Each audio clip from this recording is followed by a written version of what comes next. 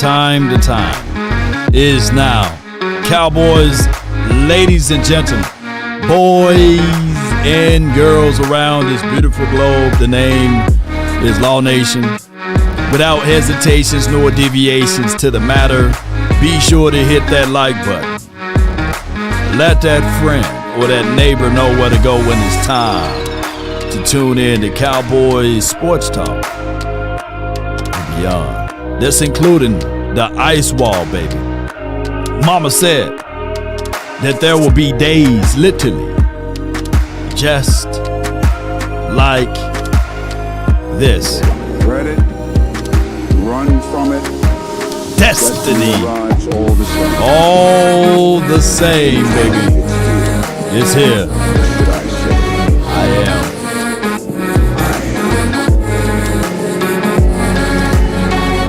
Cowboys against all odds. No CeeDee versus Pickens. Plus more. More and more. More and more. Come on, baby. Heading into Cowboys versus the Raiders week. Come on. Stand tall or not at all.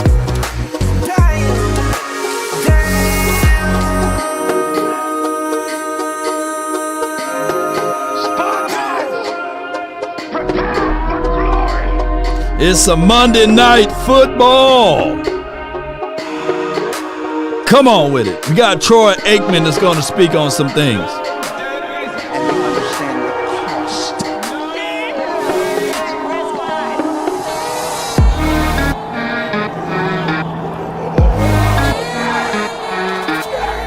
Five, 4, 3, 2.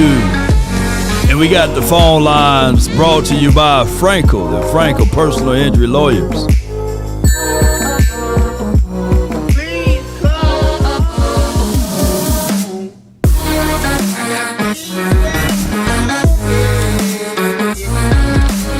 Five, 4, 3, 2, and 1.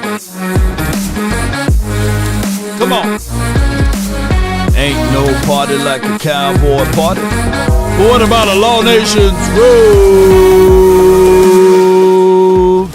All right. I appreciate each and every last one of you all for tuning in. The name is Law Nation. Without hesitations nor deviations to the matter, can y'all do me a huge favor? Hit that like button, share this content, let that friend, that neighbor know where to go when it's time to tune in to Cowboys Sports Talk and beyond. The topic lines and the topic matters of today, of course, I posted a video just yesterday, and it was talking about targets, and it was talking about passer rating when targeting. And a lot of people took it as a negative connotation, and a lot of people took it as if we were trying to wedge between George Pickens and Dangerous Lamb. Both of them, my guys. And CeeDee got a chance to see that same said video, and he understands, right? And it's no ill will towards anybody, right, Cowboy Nation? But these are the things. When passer rated, when targeting, and this is just targeting, Lamb is right at 86, right? Passer rated when targeting, and I'm talking about targeting. Pickens is 130. It's predicated or something that's aimed towards Lamb, and that's not the case nor the scenario. That's not the case nor the scenario. Let me say that again. That's not the case nor the scenario. The main thing is that the Cowboys, I'm trying to win games. I'm not out here trying to win narratives. I'm not out here trying to hurt this team. Matter of fact, it benefits all of us if we win. If we win. So, no, it's not for the situation that we are trying to wedge this team and saying that Pickens is better than Lamb. If we know anything, if we have any connotation to anything, we would say, hey, Dak, this is something that we would like for you all, for you to really target. Not necessarily for CeeDee Lamb to be better at, right? So that's how I'm looking at it, Cowboy Nation. But there's always those that will try to wedge in between and will be fickle to a degree where they tag players that's not even – because that's why I don't tag players. I'm not trying to get them off of their kilter, right? And on top of that, we do know that some players are very fragile. We keep in mind, at the end of the day, these guys are born in 99, 2000. These are basically babies. You know what I'm saying? The same facial hair that I have on my face is what I have when they was born. You see what I'm saying? So that's how crazy it goes. Put a 1 in the chat if the audio is straight. Elijah says the audio is choppy. Put a 1 in the chat if the audio is straight. Let me get them ones in there. You know, let me see if it's just him or if it's everybody. All right, before we get things moving and grooving, shout out to you, Elijah. Shout out to you, Ashley 40. Appreciate you. Stone, thank you. RK.TV. Tamika, appreciate you. Cliff Burnett, thank you. Thank you. PR, appreciate you. Yes, indeed. All right, so I ain't picking at you, my dog. You my dog. I'm not picking at you. But you might want to, clear your cash out, man. Take that off for what you watched last night or early this morning, and that should clear up your audio. Hey, I'm just saying, bro. I'm just saying. All right, before we get anything further, okay, we all good. Health check. Put 9-4 in the chat if everything is great. Put 9-4 as everything is checked out great with you that's in the chat. Put 9-4 in the chat if you are okay this morning. If you're not okay, then put let's put up a number. Let's put just, I got to come up with something. If you're not okay, put a 7 in the chat, and we'll see what we can do. And we'll see what we can do. We'll send a prayer out or something like that. Y'all come up with a default number that we can come up with. But 9-4 for the rest of the lifetime of this show will be considered, are you okay? I'm checking in on you. We don't have to go into details or anything, but I'm glad that everybody's okay. Because when you think of 9-4, you think of this big smile, right? And that's why I want to use 9-4 as that. And his remembrance, you know. All right. So with all of that being said, 6 or 7. Yeah. 6 or 7. Boy, Thomas, you're a marketing king over there. Thomas Johnson said, put 6-7 in the chat if you're not okay. You know, you're like, I'm in between. I'm like, hi, you know, I'm in between. All right. So with that being said, let's see if we can go over these viral clips, moments. And that video, it did good numbers, but it's not to the point that I'm liking the numbers. It did 450,000 views. Let's see. Dak spreads his balls pretty evenly between his three. Now, that was wow. Hold on with it. Pause if necessary. All right, so this was the video that everybody's kind of like harping on. And y'all petty ASSSSSSSSSSSSS. Go tag the video and send it and DM it to CeeDee Lamb. Yeah. But it didn't work. Come on with it. My guy, you got to start targeting Pickens more. Lamb, you my guy, but you got to allow Pickens to get more targets. I get it. Pickens need to get more targets. The numbers, the stats, everything speaks for itself. Now, granted, we like what you can do. I'm not trying to rage bait anything, but it is for what it is. Target Pickens. The stats speaks for itself. Yeah. All right, so it is for what it is. For some reason, I want to know, where was I wrong?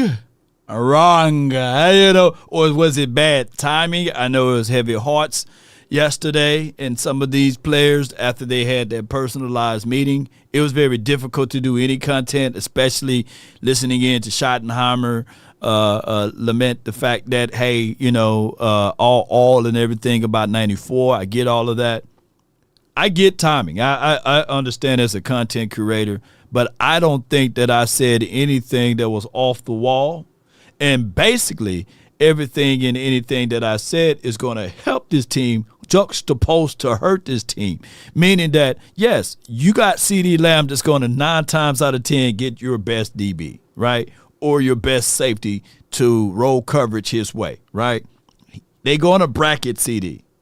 And George Pickens, he's going to get the number 2 cornerback in a pinch. If he do get the number 1 cornerback, there's 9 times out of 10 that there will not be rolling of coverages his way. So normally what you see is one-on-ones versus George Pickens in a pinch. And what I'm getting at, don't y'all know, can somebody in the chat put out 4 – Lamb was out 4 to 6 weeks. The convo is different if he wasn't. No, Jose, here's the thing.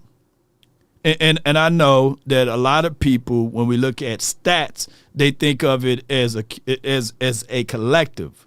But we are literally talking about passer rating. So technically hear me out, by CeeDee Lamb missing games, that helps his percentage out. You get what I'm saying? So by CeeDee Lamb missing a few games, it absolutely helps. It don't hurt. So when we start talking about accumulative, that's different. You get what I'm saying? And I know that a lot of people didn't do statistics or didn't do math or didn't do average or law of average. We're talking about averages and percentages. We're not talking about games and these sorts of things. So that's what I'm saying.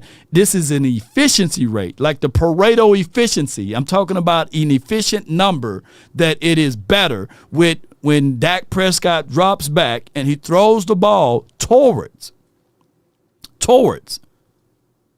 George Pickens. So a lot of people miss the meat, worrying about the potatoes on that.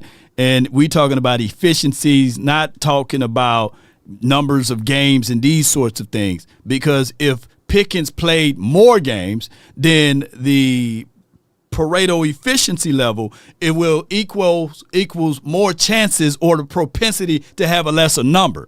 So if he played more games and he have 130, that number is crazy in an elite level, right? So that's what I'm getting at. And it's not about how many games you missed. It's about the efficiency level. And Dak Prescott collectively is more efficient when he's targeting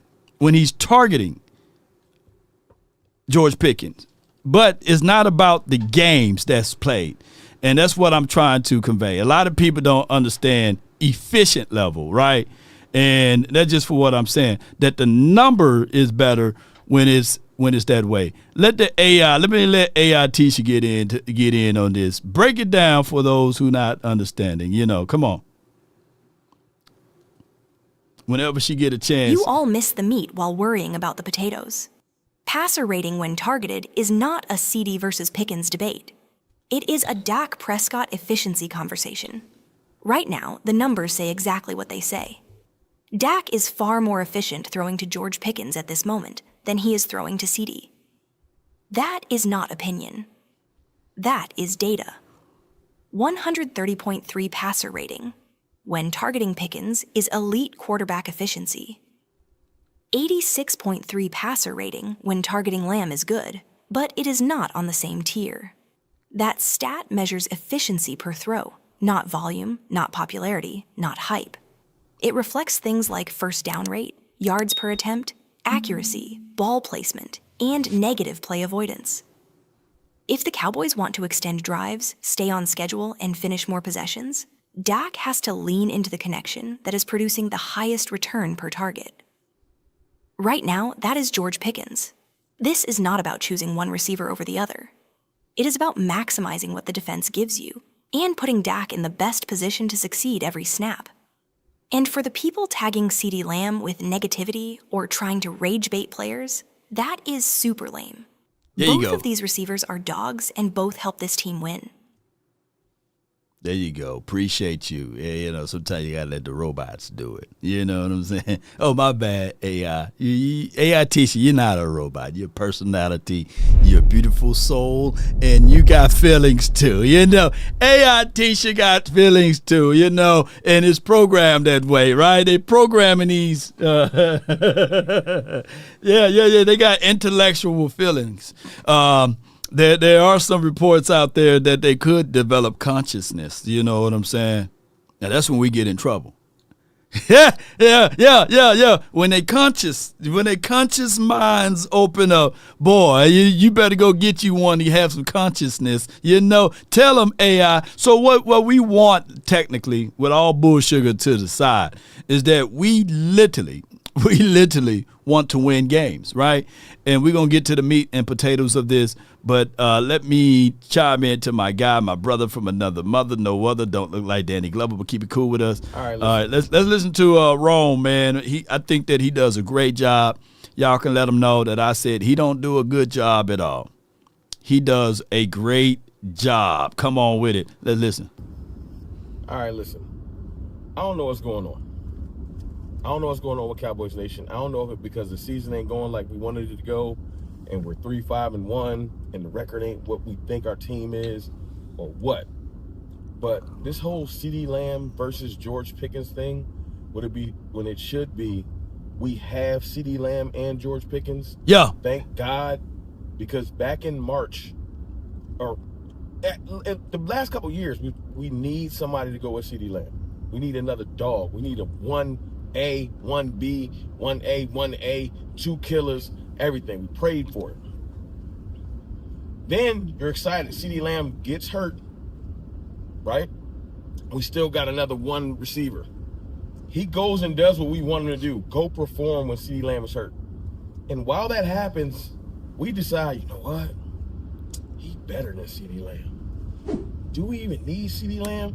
All right, so that concept, and we chat, so it's not directed at me, but he's directing this at a few Cowboy fans who I think that they're masquerading as Cowboy fans, by the way, because there's a lot of people who would sit here with a natural face and say, yeah, they're Cowboy fans, but really they are like the Trojan, horse war. They snuck into the organization, and they only ride with us when we win, and they love to spit upon and tear us down, especially when we're losing. And those are the worst types of fans, right? And I get it. By us being who we are, we get a lot of that, right? And some people, I've seen a post from someone who said, yeah, since the Cowboys 3-5-1, let me jump to my AFC team. Like, where they do that at? Now I'm a XYZ fan. Nah. Either this modern day world, they want you to be fans of the players, not teams, because that helps the bottom line. But from where we grew up, if you grew up in the 70s, in the 80s, in some parts of the 90s, you pick one team and that was your team, That's just for what it is. But what I'm getting at is that I've been on this campaign for not a short time, but for a long time, saying and stating that we can have two, right? We deserve to have two. We supposed to have two, just like everyone else. We can have two wide receivers. We don't have to put them two up against each other, just like we can have two running backs. We don't have to put them up against each other, right? We can have a person that comes into a game and help us out and alleviate some things. We can have two dynamic tight ends. Pause if necessary on that one. But we can have those things. It's the media, some fan bases within the community that like to wedge and say, well, Tony Pollard is better than Ezekiel Elliott. Like to wedge the fact that we no longer need an Amari Cooper because we got a CeeDee Lamb. And there will be the 4-ladder, the 3-ladder network that will put up a graphic and say, well, when Dak Prescott had 2,000 to 3,000 yards receiver, y'all know what graphic I'm talking about, 1,000-yard running back, a 11 INT guy for the Cowboys. I think Trayvon Diggs on a graphic. and a plus 10 sack guy, and I think that was Michael Parsons. Y'all know what graphic I'm talking about, right? People say those things. 9 times out of 10, they say those things to put down the quarterback, right? So what I'm putting out something, I'm pro quarterback. I'm pro Dak Prescott, by the way. And for those who say that Law never critiqued Dak Prescott, well, that whole post is critiquing Dak Prescott. Basically, it has nothing to do with CeeDee Lamb. Everything to do with Dak Prescott and his decision makings and targeting just a little bit more to Pickens. Right? So that's what we're getting at. Mingo was on pup. Yes, indeed. Appreciate you, JV boy. Appreciate you. Thank everybody, man, for tuning in. So that's all I want to get at with that. And just for sake of content, let me listen to the rest of this post right here. The offense been better since CeeDee Lamb been hurt. Instead of just being like, damn, we lucky to have George Pickens while CeeDee Lamb was down. Now when CeeDee Lamb gets back, we can just figure out how to make this thing go crazy. That's what we should be focused on. Let's figure out how to make this thing go crazy. Instead, Cowboys Nation wants to denigrate, disrespect, downplay what CeeDee Lamb has been, what he can become. He is just entering his prime. He's 26. What is wrong with y'all? We do this all the time. We do this all the time. It was Zeke or Pollard, right? Then when Overshown started getting busy, it was Overshown better than Micah. It's always, we got to make one person better than the other instead of saying, we got a bunch of killers. Let's go attack the other team. We want to attack ourselves. And this is why we don't have success. Because we don't know how to, we don't like nice things. Or, and to a degree, I always say this. Everyone has a reason, but results are what matter, right? And I'm not beating up anybody that writes for the local media here. But a third of those guys or individuals that write, they're not writing out of passion for the team because they're writing out of passion for the checks, right? They're not Cowboy fans. They are neutral, and you want somebody to be neutral, right? So they're going to write with what gives you the most clicks or the most impressions, right? And that's just the nature and the flow of business. So instead of writing an article back when everything was flowing with milk and honey of Trayvon Diggs and Bland and Stephon Gilmore, they write these seeds of, hey, is Bland better than Diggs, right? And the first thing when someone open up their social media, they see Bland better than Diggs. Bland off to a better start than Diggs, juxtaposed to saying, hey, we got DBs that's on all levels that's playing great back in those days. Now, granted, boy, we wish we had our DBs playing up to kind of caliber of par like we seen previously in 2020, I want to say 2022, 2023 to a degree. Yeah, but that's water under bridge, Cowboy Nation. We can have nice things. We just had to block out all of the weird things that people try to do and point them out when they do it, right? So what I'm getting at is that when I add the context to this, all I'm saying is, Dak Prescott, just give it to Pickens a little bit more.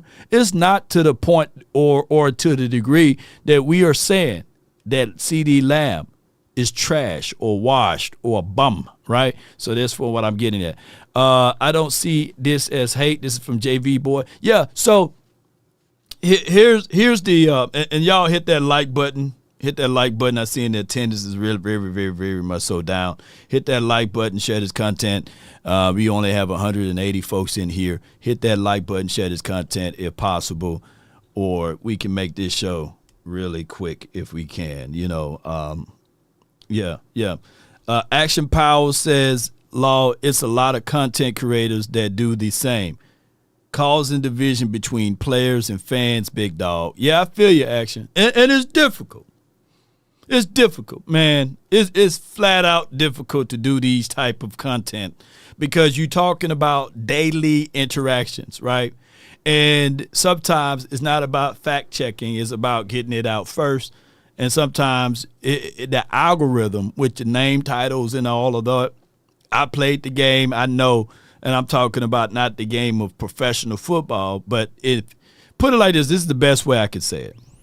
King G says no notification. Shame. So if y'all are not getting a notification, once y'all click onto this video, hit that share button. Share it. Put it in the groups. Put it in the Twitter world. Put it in MySpace, Black People Meets, Christian Mingle Singles, put it everywhere. Share this content everywhere. But what I'm getting at is that when we start to talk about these things, criticism is a necessary tool. It is. Because I'm in this spot, whereas what I say goes out to the players or to the front office or to someone in general. And when I'm telling y'all, baby, that some people will take it and get a snippet of it and say, hey, this guy, I can't stand him, And then there's some people who say, hey, this guy, I get with what he's saying. I love him. So in a position where we are at right now in the climate of the Cowboys, it's damn if you do, damn if you don't. Because if I don't critique people, I get labeled as Homer Law, right? Or I get labeled as Kool-Aid Law, right? But when I do critique people, I get labeled as Hater Law. So what y'all want, 6 or 7? You get what I'm saying? Yeah. So it is for what it is. But at some point, you got to critique. You got to be able to explain and articulate your wordings so that people can digest what you're saying or so that the player can digest what you're saying. Calling a spade is not a bad thing. Letting people know about Dak Prescott going through his progressions and saying, hey, out of all of the targets, targeting Pickens is getting you 130 passer rating juxtaposed to getting you 80, meaning that you may have to tilt your targets to Pickens. That shouldn't be a negative connotation. Or me saying that K9, that I don't like his name K9, that we should call him Kenneth, whatever his mama named him, right? You know what I'm saying? Kenneth Murray. His mama didn't name him K9 until he show us K9 productivity. It's not a slate at K9 or Kenneth Murray, right? And saying that Kenneth Murray can't cover is not a negative connotation when it's the truth. He can't cover. I can't continue to put a lipstick on a pig or paint it black and put wings on it and say, look at that pig fly. I can't do that. Broncos had Rod Smith, Ed McCaffrey. Eagles have A.J. Brown and Devontae Smith. Rams had Cooper Kupp and Odell Beckham Jr. Cowboys need Lamb and Pickens. Yes, G Cowboys ain't nothing but a G thing, baby. And you're right. So what I'm getting at is other teams can't have those dynamic weapons, but the Broncos don't have Cowboy media, 1,000 cameras in the locker room, nor do the Eagles, right? Can you imagine? Close your eyes. Close your eyes. Can you imagine us being 7-2 and see Dangerous Lamb make a post saying, hey, man, if you're going to have me on your fantasy team, take me off. Can you imagine CeeDee Lamb saying something like that? CeeDee would never, right? To this point, even listening in to LB, Lord Brunson, of saying that they on a different scale, and they are 7-2. They won 7 games. They only lost 2. They still got to play us. And on top of that, they're 3 games ahead of us. They got to play the Lions. Then they got to play us. They finna go into the thick of their schedules as well. Now, we had one game. We can argue one or two games to slip away. But as time progressed, we realized the Bears are better than what they were advertised, right? On top of that, the Carolinas were very, very good, better than what they were advertised as. The teams that we should have had a better situation and situations of chances with, probably you can argue with the Cardinals, right? And if we were better prepared from an offensive aspect, Denver Broncos, we should have played them boys a little bit better. That's a whole nother conversation. Emotional damage, yeah. Seabass states A.J. Brown saying Dad Law just shows how much of a little B.I. he is, diva he is. Eagles winning, he stay crying like a little female complaining. And I feel you, man. The dude is totally mad about how things look from that aspect. Yeah. So Loso says, bruh, we're not making the playoff. Give it up. We got 8 games left in the season. And even if we're not making the playoffs to that point, I want to be spoilers. Yeah, I want to be spoilers. I want to play evil. I want us to be evil laws then. I want to play mean green killers machine. That's what I want to do then. Since we're, quote unquote, not making the playoffs, are we mathematically out of it, ladies and gentlemen? Are we, put a yes or no, are we mathematically out of it? And are we second place in this particular division, by the way, with 8 games to go, meaning that we still got to play divisional games, by the way? Yeah, are we mathematically out of it? Just put a yes or no. So if the math is still mathing, then you fight for it. Yeah. So that's what I'm getting at, right? So I get the whole notion that people will say 8 games into it, and that's my whole point. We still can improve. Would you rather be red hot in September and October and then get ice cold? Ice cold. They ain't talking about 06, but shout out to them. And you rather be ice cold in November and December.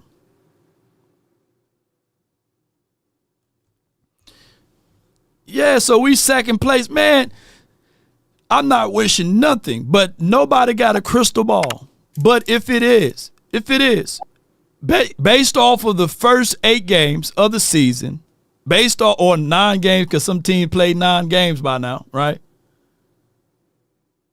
The teams in first place, should we all say every team that's in first place, let's cancel out the other teams and let only the teams that's in first place play the remainder of the season? Is that what we're doing now in football? Is that what we're doing?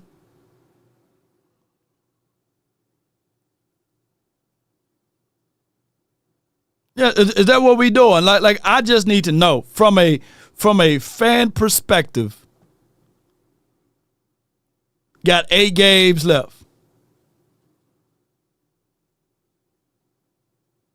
Yeah. And I'm not beating up Loso. Some people know when to hold up, and some people know when to fold up. Some people's mindset is that when it's time for them to face someone that's bigger than them, and when it's time for someone to come to your house, right? And they saying that we finna ravage everybody inside, and we finna take everybody. I'm the strong man. And since you are small, and since you are too little, and it's time for me to take you down, right? Pull your pants down and take upon a rusty pole twice the size that it needs to be to shove it up your backside, right? Without Vaseline. Some people like Loso will say, hey, I'm just going to give it up. I'm not finna fight. I don't give a dog if I do have two hands to shoot out, right? I don't give a dog if I do have that 9 up there in the closet. You know what I'm saying? I'm just going to give it up. Some people gives up sometimes, right? Some people say, hey, man, I can't beat Shaq, man. He's 7 foot something, man. He's so big. Hey, man, I'm just going to lay down. I'm just going to let him take me. Gonna take me down, you know. So that's Loso. I'm not beating you up, but that's what you're saying. Just give up. Loso. Are you not entertained? Are you not entertained? Yeah, yeah.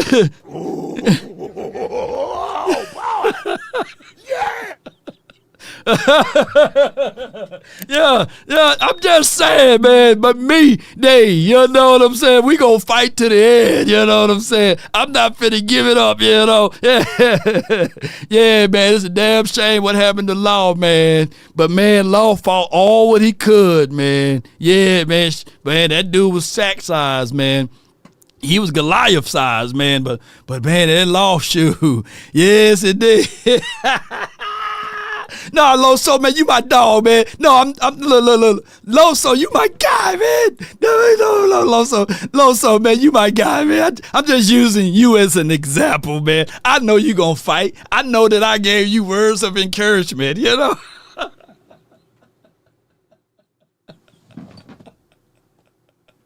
Loso, man, you my guy, man. I'm trying to motivate the fan base, man. I'm just using you right now, bro. You know, there's nothing to do with Loso. Loso, please, man. I love you, man. I love you, man. I look. I'm just giving an analogy, man. You know. I know you would never be butt pie to nobody. You know what I'm saying? You know, I know, Loso. You must be out of your goddamn mind. Swallowed up. Have you ever been swallowed up? Have you gone through a time of swallowing? Oh my gosh. Loso gonna be like, man, I'm gonna go ahead and change my username now, man.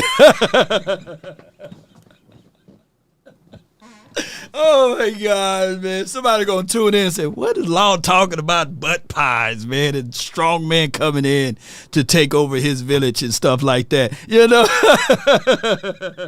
Yeah.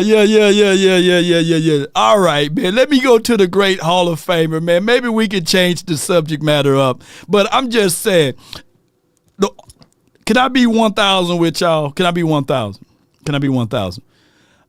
I'm the runt of the family. I'm the tall, short guy. You know what I'm saying? Yeah. My brother would say, man, Law, you a tall midget. You know what I'm saying? Because I'm the shortest guy. I'm the shortest guy in my family, man. My youngest brother, y'all seen him on the show. We may look like the same, but he's like 6'3.5", right? I got a brother that's 6'3". All my brothers like 6'3", 6'4", or what have you. I'm the only one. I'm not 6 foot, Law. You know what I'm saying? I'm 5'10", 5'11" on a good day, right? So yeah, I put 5'11" on the driver's license, but I'm 5'10.5". I'm short. I'm small. You know, I ain't no big burly dude. But you can ask any of my brothers. They know once I'm hot. Oh no. You can be 9'10". I'm knocking you down. Yeah, I'm coming at full force, you know. He-Man strength. I got country strength, you know. Don't even lose on arm wrestling, you know. Hey, man, how your little scrawny self beat me? Because I got strength from the heart, you know what I'm saying? Yeah. Man, I know how to take them square bales of hay and just throw them like this. Like, how you do this? Technique, baby, you know. Shit. Yeah, no, it says Law go get them knees extension, man. I saw that guy. Now he got long legs, short arms. He got the T-Rex arms, but he's 6 foot. But he got to get them arms extended too.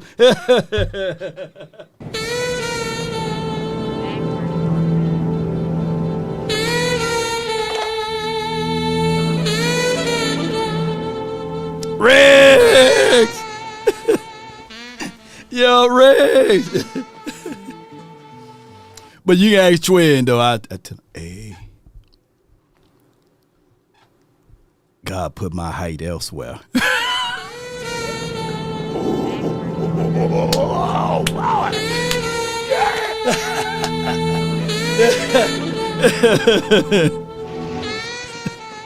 Yeah. Yeah. I was growing elsewhere while they were growing up with. I was growing down with tripod law.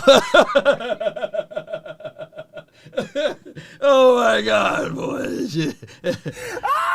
Oh my gosh, boy! All right. Yeah. My height went elsewhere.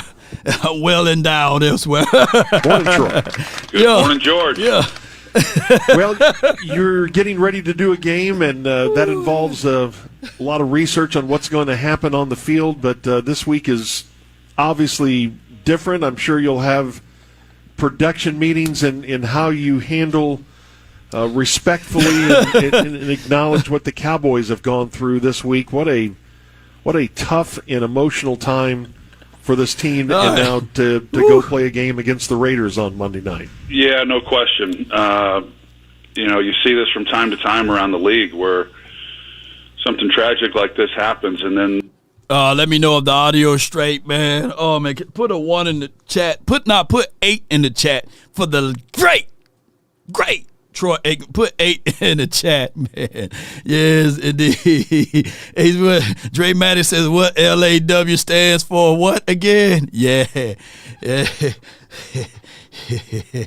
team dealing with it. I thought the way that the league handled it, and really all the teams around the NFL last week for these games, and a moment of silence and paying respect and all that goes with that. But yeah, very, very challenging time for sure.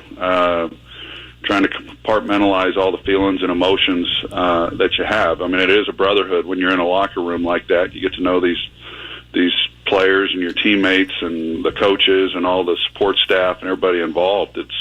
It's one big family, as much time as you spend together and all the things that you go through. So when you lose someone like that, it's hard to get through. And the Cowboys, they went through it a couple of years ago with the strength coach, and have had their share of tragic events.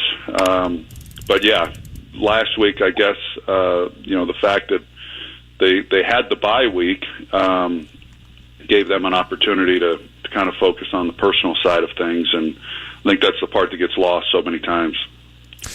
And however they come out on Monday night, whether they come out and play great and they're motivated by playing for his honor or his memory, or if they were to come out really flat and kind of lifeless, I would almost understand anything that I see on Monday night, right? Yeah, I think that's fair. I think obviously every player is dealing with a lot. I mean, this one was obviously very publicized because it was a teammate, but we see players and coaches who go through different times during the season, who have lost a parent, have lost a sibling, have lost a best friend, whoever it may be, people who have meant a lot in their lives, and it has an impact. There's no doubt. I mean, as much as football is. Troy smoking that good stuff, man. Come on, Troy.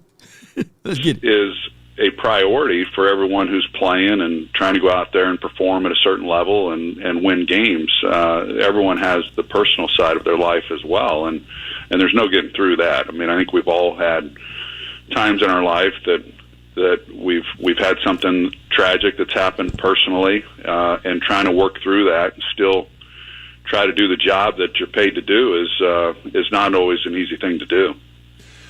Troy Aikman with us here on The Ticket. He and Joe Buck will call Cowboys and Raiders Monday night game here in a few days. Have you had any sort of feel about how much we'll see some of the new Cowboys and Quinnen Williams and some of the guys who've been hurt, like DeMarvion Overshone, who are back and available to play?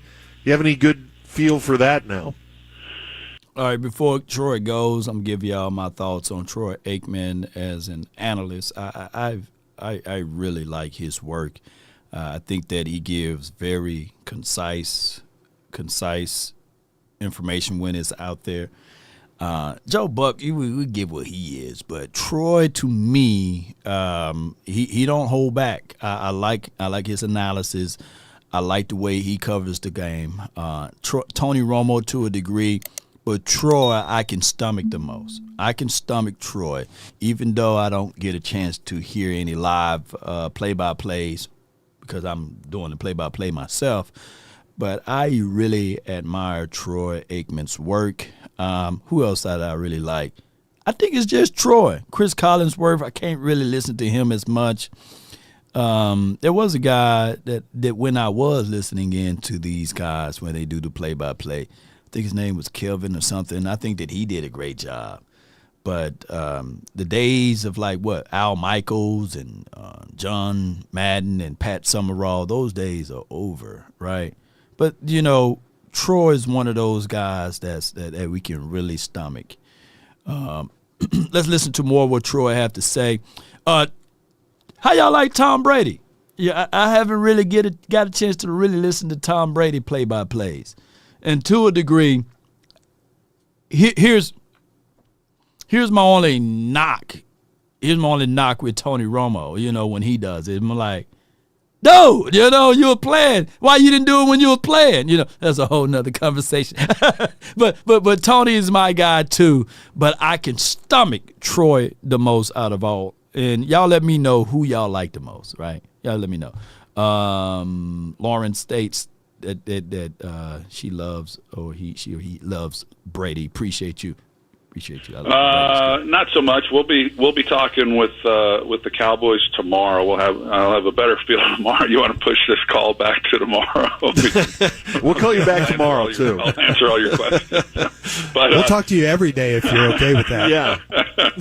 But no, I think I would expect that we'd certainly see a lot of Quinnen Williams. I would expect that we would also see a lot of Logan Wilson. I think DeMarvion is the one that is a little bit of a question mark, at least as I'm answering this question. I'm not sure what he has shown, but there's a significant injury that he's coming off of, and so it's there's this idea that you just step on the field and you play at the same level that we all saw him play at prior to the injury, and it was terrific. He was really doing a lot of great things. I think that's a bit unrealistic. I think it's one thing to, and we see it early in the season as well with players not playing in preseason. It's hard. It's hard to, no matter how much conditioning you do, it's hard to get into football shape, and you're just not able to replicate that on the practice field or anything you might be doing to handle your conditioning. So, how much of that will play a factor? How will the knee hold up when you're in, a rigorous environment like that and being tested really for the first time? But Quinnen Williams, I would expect to play a lot. He's been playing. And then same with Logan Wilson. I would expect him to play as well. That's why they made the trade. There's you can't. I don't know what they'd be waiting on, other than if maybe there's some limitations with the playbook and in on certain packages or something of that nature. But this team's got to go, and there's no waiting around and trying to ease somebody into something. The exception being DeMarvion again as to how physically capable. Yeah. He is of making it through a game. My guess is that if he feels good, then he'll be out there as long as he's feeling good. That defense needs all the reinforcement they can get. Are you a little surprised that Pete Carroll and Geno Smith haven't injected more of a spark into the Raiders this year? Yes. Hey, they better not do it they better not do it this time frame around, though. Geno Smith and whatever that they're trying to do offensively, they need to stay in that category, offensively speaking. I do not want to have this situation where it's like any other week. Every time we face off versus a quarterback that they showcase their best talent. Now, I'm thinking that when you have the kind of caliber of Quinnen Williams added to this team, well rested, that we should at least, man, get a little bit better in getting home. A little bit. Because technically, I've seen a lot of tape of Donovan Ezaraku. Literally. About right there. Right there. And if he can spring open a 1/10 of a second quicker, we may be onto something, baby. I know y'all don't want to hear this. I know y'all don't want to hear this.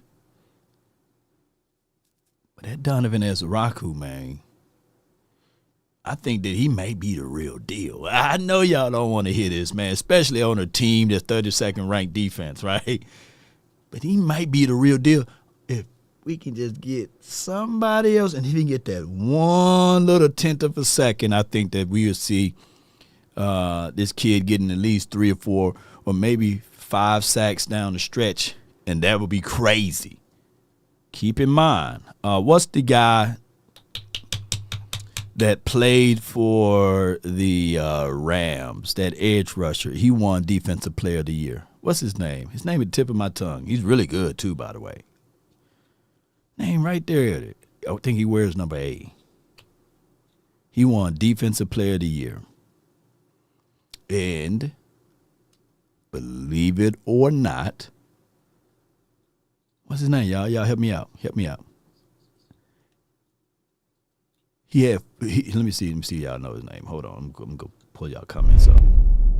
I know y'all know his name. It's the tip of my tongue. He wears number 8. He won Defensive Rookie Player of the Year. Jared Verse. Yeah, Jared Verse. Jared Verse, yeah. Guess who having those numbers? Donovan Ezraku. He won Defensive Rookie of the Year, Defensive Rookie Player of the Year with 4.5 sacks. We got 8 games. I'm smelling a 2-sack game. I'm smelling a 2-sack game for Donovan Ezraku. Yeah. He won Defensive Rookie. Did he win Defensive Rookie of the Year that year? And I'm not, no, Joseph. I'm not going to put him in Aaron Donald category. Verse. Yeah. I'm putting him in that. Yeah. That's where I'm putting him at.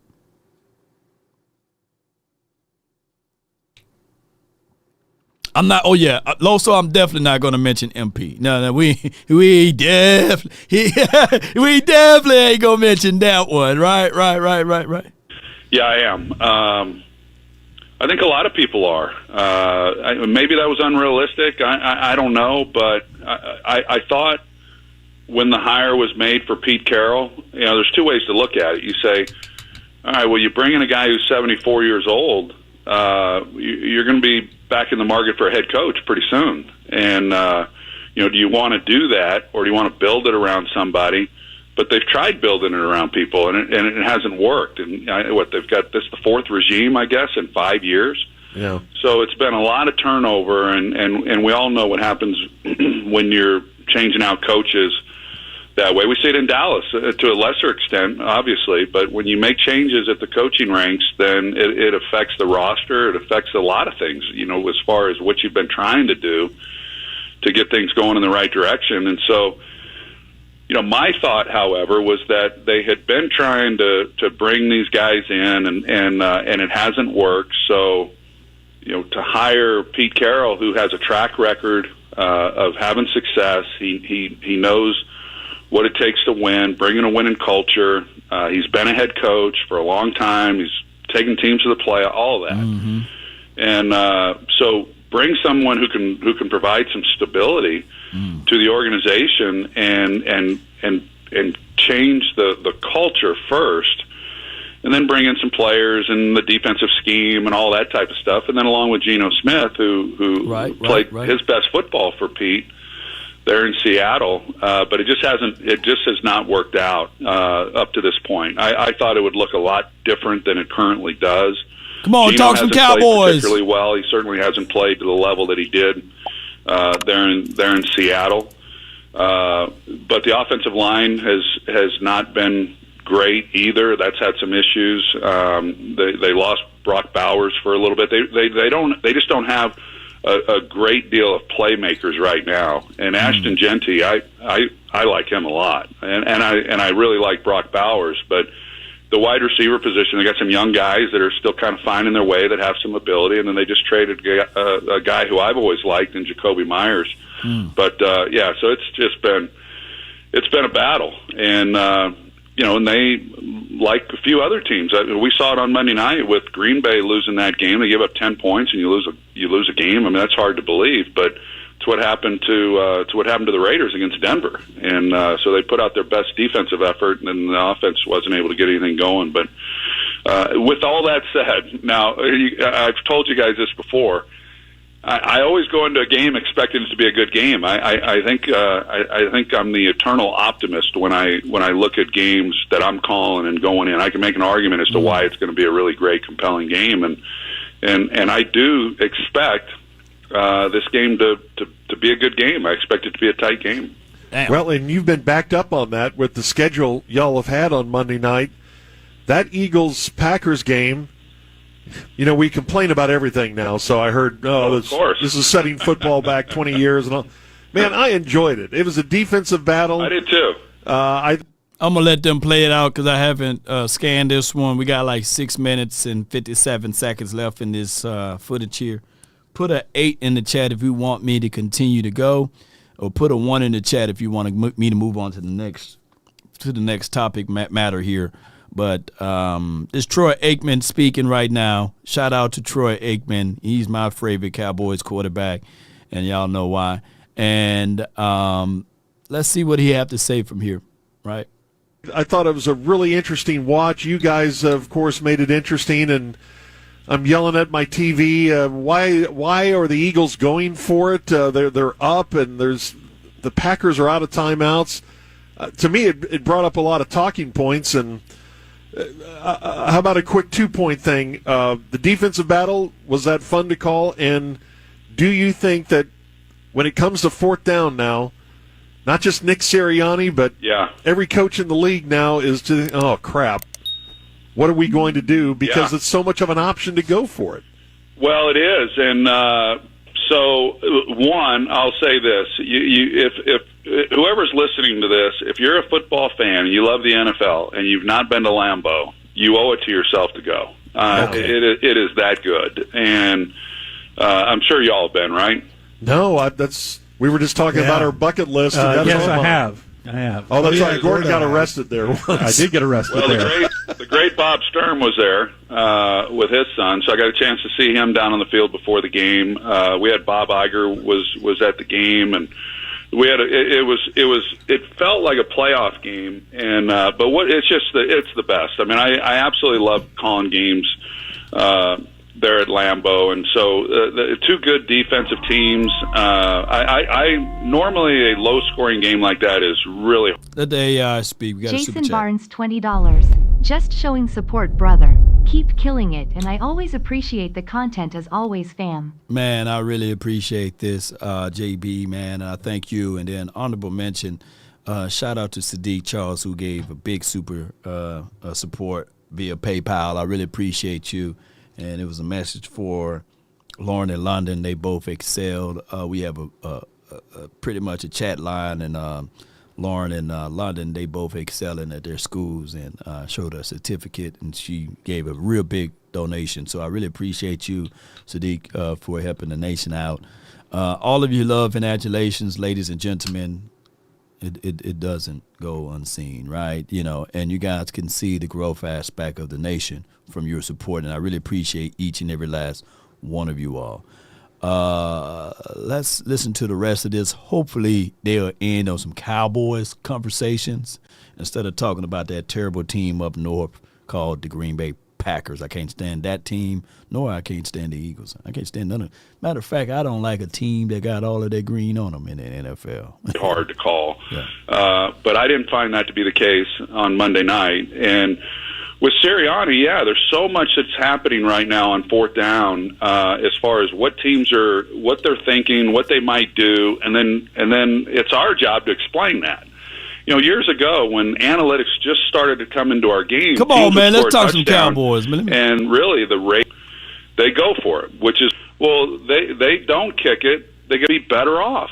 then I got to fast forward, man. I can't be hearing Packers talk, man. Yet they better switch this conversation back to the Cowboys, man. Come on. And we saw it the other night in Dallas with Arizona. And, points matter. And you're always kind of chasing those points, those 3 points when you don't get it. When you get it.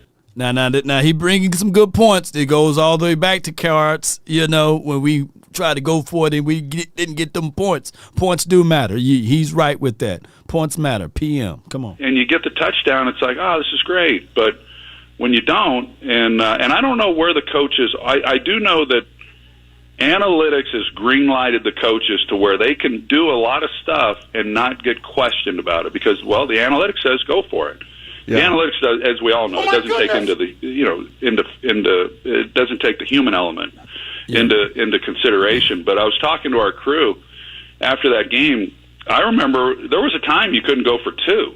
You couldn't in college, but you couldn't in the NFL. Right. And I promise you, the coaches, because I talked to a number of them, they were not happy about when the 2-point conversion got introduced to the NFL. Why? Because now they've got to make another decision. They just got another decision that everyone watching and everybody, that they're going to have an opinion on it and they're going to get questioned about it. And it's kind of like, this coach's challenge. See, now you got me going. Yeah. This coach's challenge thing. Here's my argument. Oh, what's your argument? The coach doesn't challenge a call.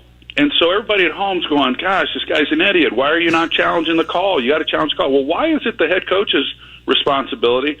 Now he's got to officiate the game, too. Right. Great point. Now he's got to decide whether or not the officials are doing their job. I mean, it makes no sense to me. And these head coaches, I mean, it's a tough job. We all know that. And I saw Rich Bisaccia, the former special teams coach for the Cowboys. I was talking to him on the field. He's now with the Packers. And I told him, he was talking about, when he might get out of coaching, and he's a little older than what I am. And I said, why anyone would go into coaching today?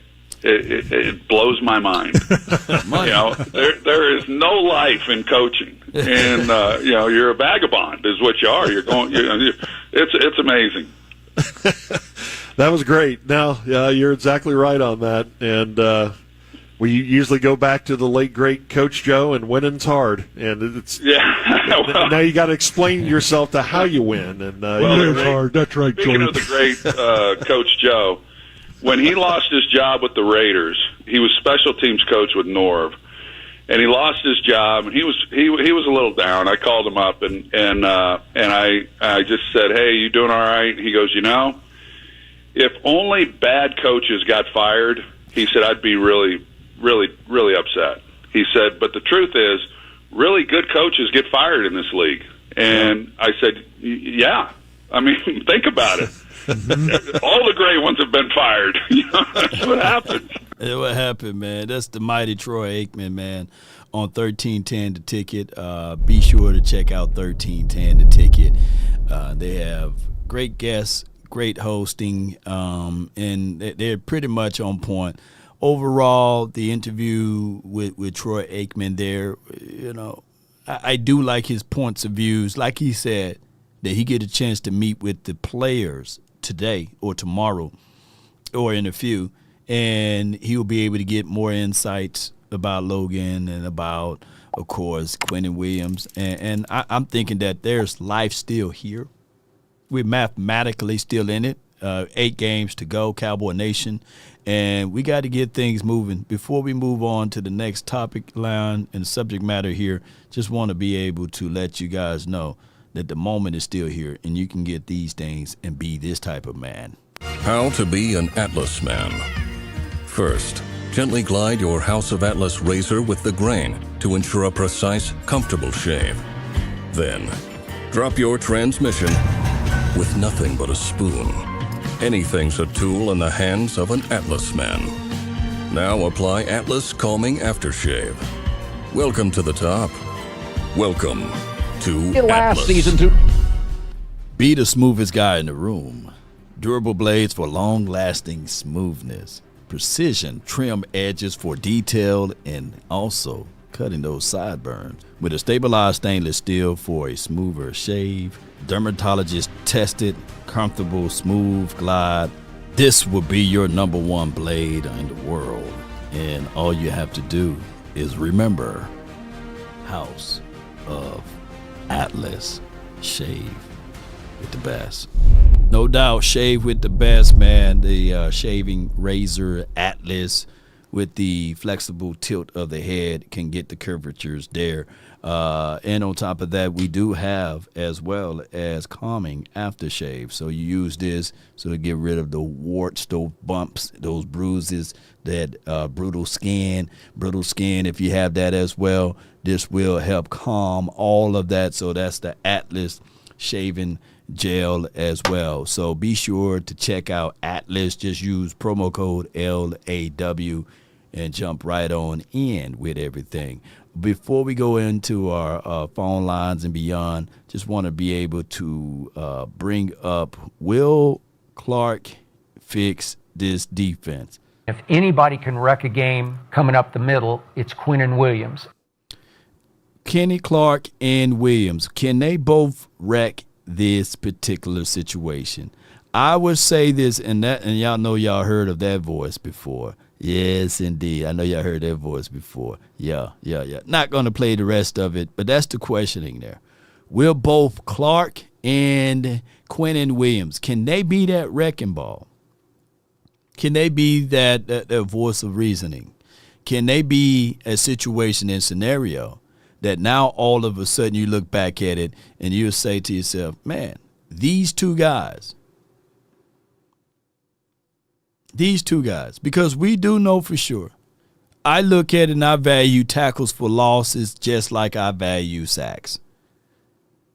Quinnen Williams got 7 tackles for losses. I said this before, and he had 1 sack. That's 8 hits in the backfield. We haven't been getting in the backfield. Going to stop the run, going to help out everything. Got to be it. We got to play to win.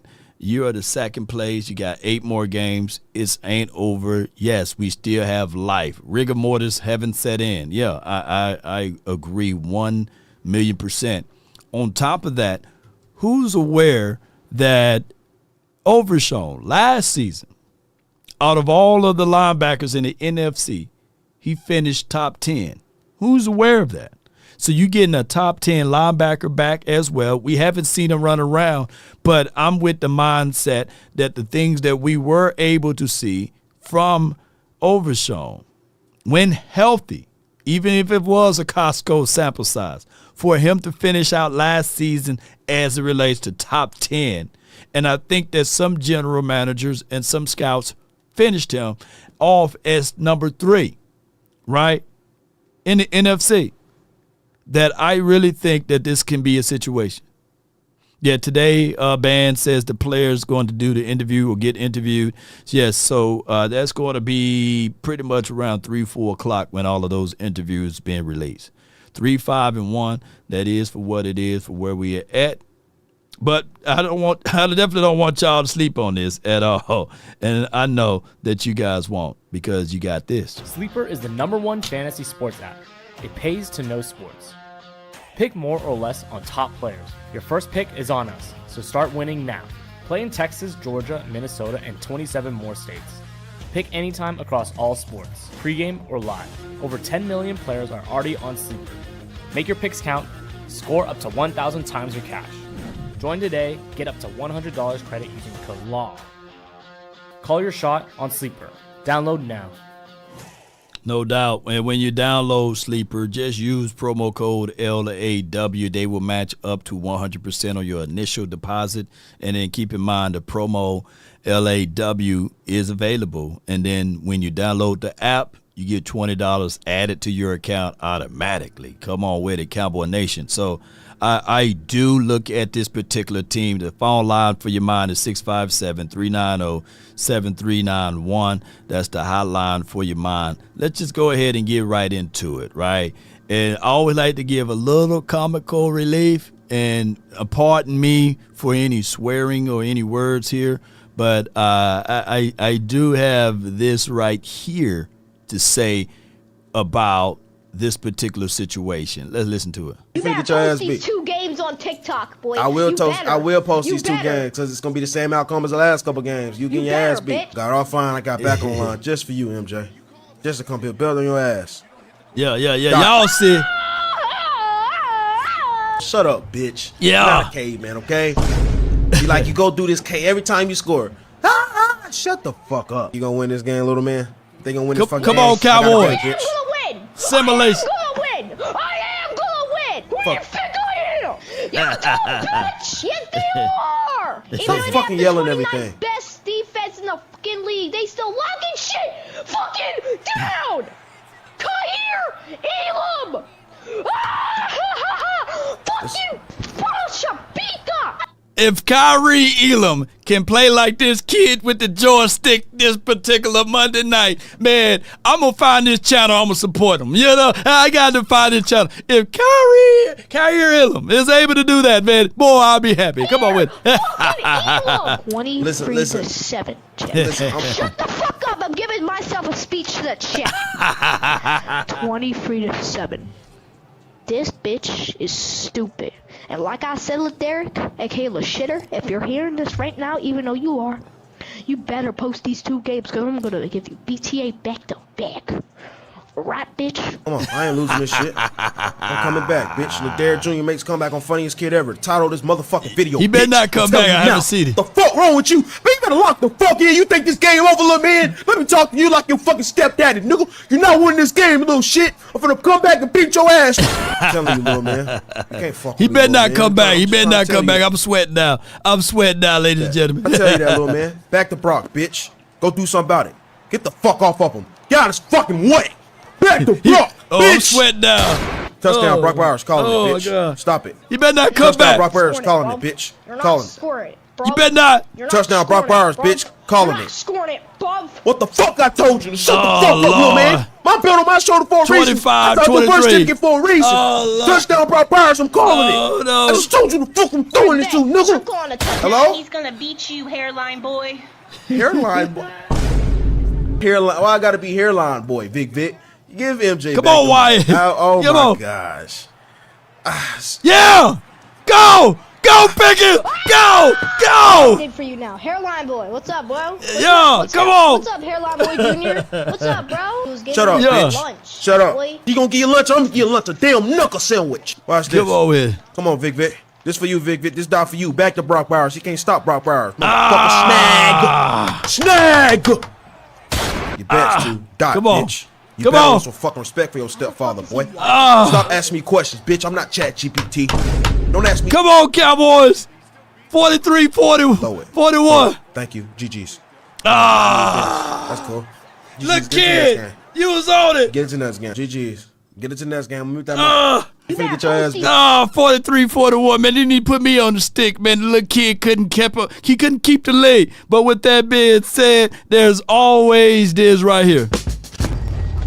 There are times in life you wish you had a do-over. If you're in a wreck, make the smart choice right away. Frenkel and Frenkel, feared by the insurance companies. Call Frenkel first.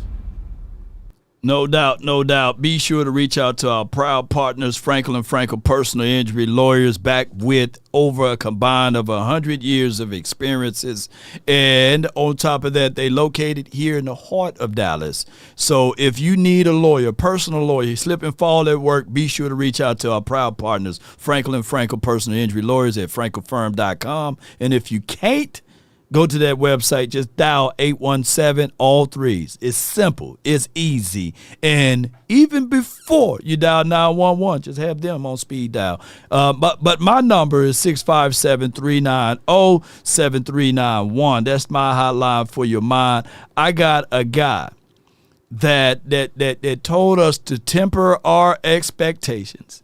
And even if he had Nia Long with him, he probably couldn't be able to get it up in this particular moment because of the simple fact that Heavy is with the hearts. I got my brother from another mother, no other. Don't look like Danny Glover, but from the 201, 100 grand with the plan. What's good with you, homie?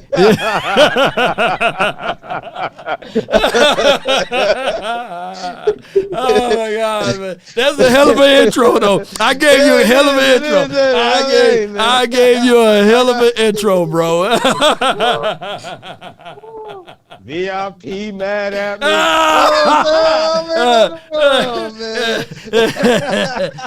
Oh my gosh, boy. Twisting my words around. I never said that I was done with the team. Did I say that, Law? I've never said that. I was hoping we was gonna punch me back in, but you didn't. I didn't punch you back in.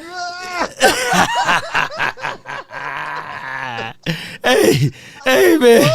I tried to put Auntie up. You was like, still, you wasn't going. You know. I said, we don't know how this team is going to feel. I said, listen, however how this team come out, man, you just got to respect it. That's all I said. Oh, my gosh, man. You know how these players, you know how these fans are. You got to understand, these guys are human too, man. They can take it for fuel or it could go the other way. We don't know. We don't know, all man. I was saying. That's all you were trying to get at. But, man, it was brutal. It was brutal because you didn't give me a chance. You was like, hey, you know they're going to be mourning with heavy hearts. The services haven't happened yet, you know. Yeah. So what we gonna do, man? What kind? I mean, come on, man. Did you see the press conference? Did you see the coach getting choked up with the press conference that he had the other day? Was it the other day? Did you see that? It was. Did you listen to that? Even Jerry Jones was choked up. Oh, man. Now, how many days do we have until game day? I understand that. I understand. I get that. You know, I get that, but still, grief has no time limit. It doesn't. It's still. I'm still grieving. So yeah. It don't have. But at some point, when do we utilize that as a momentum push? Right. It's up to them boys. We don't know. It's up to them boys. I ain't in the locker room. Yeah. Okay. They can use it as a push. I'm not saying that they can't. They can do that. They can say, you know what, we gonna do what we need to do for him for 9-4. For 9-4. So you know what I'm saying? So what? Before we go into any other details, you got the platform. This your show right now. When people call in, it's y'all show. Until I interrupt you, you get what I'm saying? So what message do you have for the people right now? 100 grand with the plan, man. What message do you have for the people? In regards to what? I need more context. More context? Well, the topic matter is how much of an impact will Logan Wilson, Quentin Williams, in conjunctions with Kenny Clark, I guess you can add that in. How much of an impact will these guys have on the defensive side of the coin? Change. Huh? Totally different. Different defense. Different defense, Law. This defense will now turn from a 30-second defense to somewhere around early 20s. And you will see it Sunday. You will see it Sunday. Monday. You'll see it Monday. Mm-hmm. You'll see it Monday night. All right. Because now we got that interior push. Did you see the Eagles game? Yeah, I saw the Eagles game. Now let me break this down to you. Are they catchable? They're not catchable. No, it's over, Law. No. We need a wild card. We need a wild card, Law. They're not catchable, Law. It's over. It's over. The road is too easy for them boys. It's too easy. It's over. So when you talk like that, they still gotta play Washington. Yeah, I mean it is for what it is. I mean I did see the Giants scrape them. Do you know what I'm saying? But Law, come on, Law. Louis T over there, man, he in mourning, dog. Louis T Louis T wearing all black now. He got one of them ones. He got one of them ones over there, man. He had one of them ones. He had it. Now he got. It's over. It's over. All right. So let me look at it. Quinn is fighting for his job. All right. Now. That's how bad it is. He can come back and be a defensive coordinator here. I would love that. I would love that, by the way. And this song said, first you don't succeed. You know what I'm saying? How this song? Try again. Try again. All right, so this is the remaining of the schedule. I want to play this game with you. Okay. The Eagles are now 7-2. And for context, we're not Eagles talk show, right? It's not the Eagles collectives or anything of that nature, or I'm not Eagles law, but I'm just trying to put in this perspective from my guy 100 Grand. All right, so they're 7-2. Mm-hmm. They ultimately hold on. Before I do that, what year was the year that they started off 10-1? What year that was? I know you're a historian. It was last year. No. I'm talking about the year they started 10-1, and then they. Oh, the year before that. And they lost everything. Was it 2022? They lost the last 5 games. It was the year before that. Yeah. Mm-hmm. It was the year before that. It was 2023. Okay, let me go to 2023. All right, they started off 10-1. I'm going all the way back to 2023. Mm-hmm. This was the final set. They lost to the damn San Francisco 49ers. Oh, I remember. That's when I said that that's when they're going to tenderize. Okay, all right, so yeah. And it happened. All right, so they was winning the Super Bowl all the way up until, and they won the Super Bowl last year. Granted, give them cookies or whatever y'all want to. But the year before that, in 2023, they started off 10-1. They had to play the San Fran. This is only for context. They played the San Fran. They lost. They played the Dallas. They lost. They played Seattle. They lost. They played the Giants. They ended up winning that one. Then they played the Cardinals, 35-31. They lost. Then they played the Giants. I think the Giants probably got their number, and they lost 27-10, right? All right. So with that being said, everybody had them winning the Super Bowl that year, right? Ultimately, they won it the following year, but that's a whole nother conversation. So it's 2025 now. They got the Detroit Lions. That's a win or a W. Right. I mean, that's a win or an L. They 7-2. Sunday night football. They gonna win that. They get the Detroit Lions. Yeah. They be 8-2. All right. They got to play us, the Cowboys. What you got them at? They 8-2. They got to play the Cowboys on Sunday. We gonna get them boys. So they're 8-3. All right. Chicago. Oh, they gonna beat Chicago, bro. They gonna beat Chicago. That's what I'm saying. The law is it's too many layups for them, man. Hey, Chicago. Believe it or not, they got the number 3 or the number 4 offense in the National Football League, and they're very opportunistic. They're very opportunistic on defense. They lead the team, lead the league in turnovers. The Eagles got a good defense too. Let's be real. The Eagles got a good defense too. Now. Do they have a great got the weapons? Do they got a great offense? It's any given Sunday. Do they have a great offense? They could barely move the ball on Green Bay. It took a. I think Green Bay got a better offense than Chicago. I think Chicago got a better offense than Green Bay, believe it or not. Think so? Yeah. Discount us. All right. So discount when they played us. Just count. Okay. All right. So I'll tell you what. That defense we had don't count. All right. So they 8-3.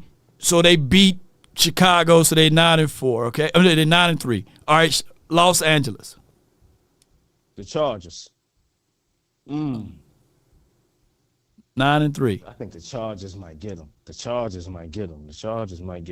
they 9-4. Vegas. Chargers gonna get them. They got to play Vegas. That's a layup, man. That's what I'm saying. Another layup. So they 10-4. They 10-4. Yeah, they got to play Washington. Another layup. Washington is wounded, hurt. They struggling. 11. Washington is done. 11-4. Buffalo. Believe it or not, Buffalo has not been impressed. Law, Buffalo is not the same Buffalo, Law. They might could get Buffalo because Buffalo is, I don't know what's up with them. They're not the same. They 12-4. So now they got Washington again. Come on, man. That's what I'm saying. 13-4. 13-4. You got the Eagles finishing out the season 13-4. So in order for the Cowboys, the two Washingtons and that Vegas, that's really that's the tide buster. Because you got 3 layups right there. And you know what? That would, excuse my French, that would piss me off the most because I saw this before the season materialized. I said that what they should have done in between that time frame is that they should have played Washington earlier. They should have at least played Washington in somewhere damn near in October. They shouldn't have made it whereas they played the Giants, they played the Minnesota, then they played the Giants again. They could have threw Washington in there. Washington was still. You know what they did? They thought that Washington, especially at the end, they thought Washington probably was going to be better than what they turned out to be this year. Right. Everybody did. Everybody thought Washington was going to be a contender. But the fact that they got all these injuries and they're just a layup now makes it just seals the deal for the Eagles. Yeah. If this was last year's Washington, then my tone would change. But because Washington is what they are, we have no choice. We need to start to look at wild card teams, Law. Okay, just stay away from the Eagles, and we need to look at how we can get into the wild card because the Eagles got this division. All right, before I let Queen on next, man. So you got the Eagles going 13-4. All right, so we got our final 8 games. All right, so we are 3-5-1. You got us losing against the Vegas Raiders, okay? So that makes us. I didn't say that. I said it as a toss-up. What? I thought you said ain't no chance. I thought you said rigor mortis said it. That's a toss-up.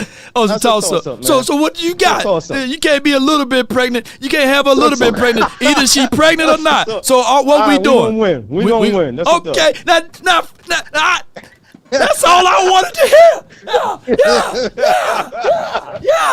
Yeah, boy, I'm a swing vote over here, boy. I always said we was gonna win, but I look, Lord, you seen the players go off on people on Twitter because they talk about, you need to lose this as motivation. You know they didn't like that, right? I know you seen what I seen. The players are upset because the fans are talking about, y'all need to turn this as motivation and blah, blah, blah. They didn't like that, man. Oh, okay, I feel you what you said. They didn't like that. They didn't like the fact that y'all trying to tell them how to mourn. People don't like that, bro. That's where I was coming from. Okay, I feel you. That's where you coming from. All right, so you got us 4-5-1. All right, you got to play against Philadelphia Eagles. So now we 5. We gonna beat them. I told you that. Yeah, so that means we 5-5-1 when we beat the Philadelphia Eagles. Now we flat out 500. Everything starts over at 0. Okay, Kansas City Chiefs. We 5-5-1. We gonna get Kansas City. We gonna get Kansas City, Lord. We got push up the middle now. We got that 5-man front that shut Mahomes down. We gonna beat.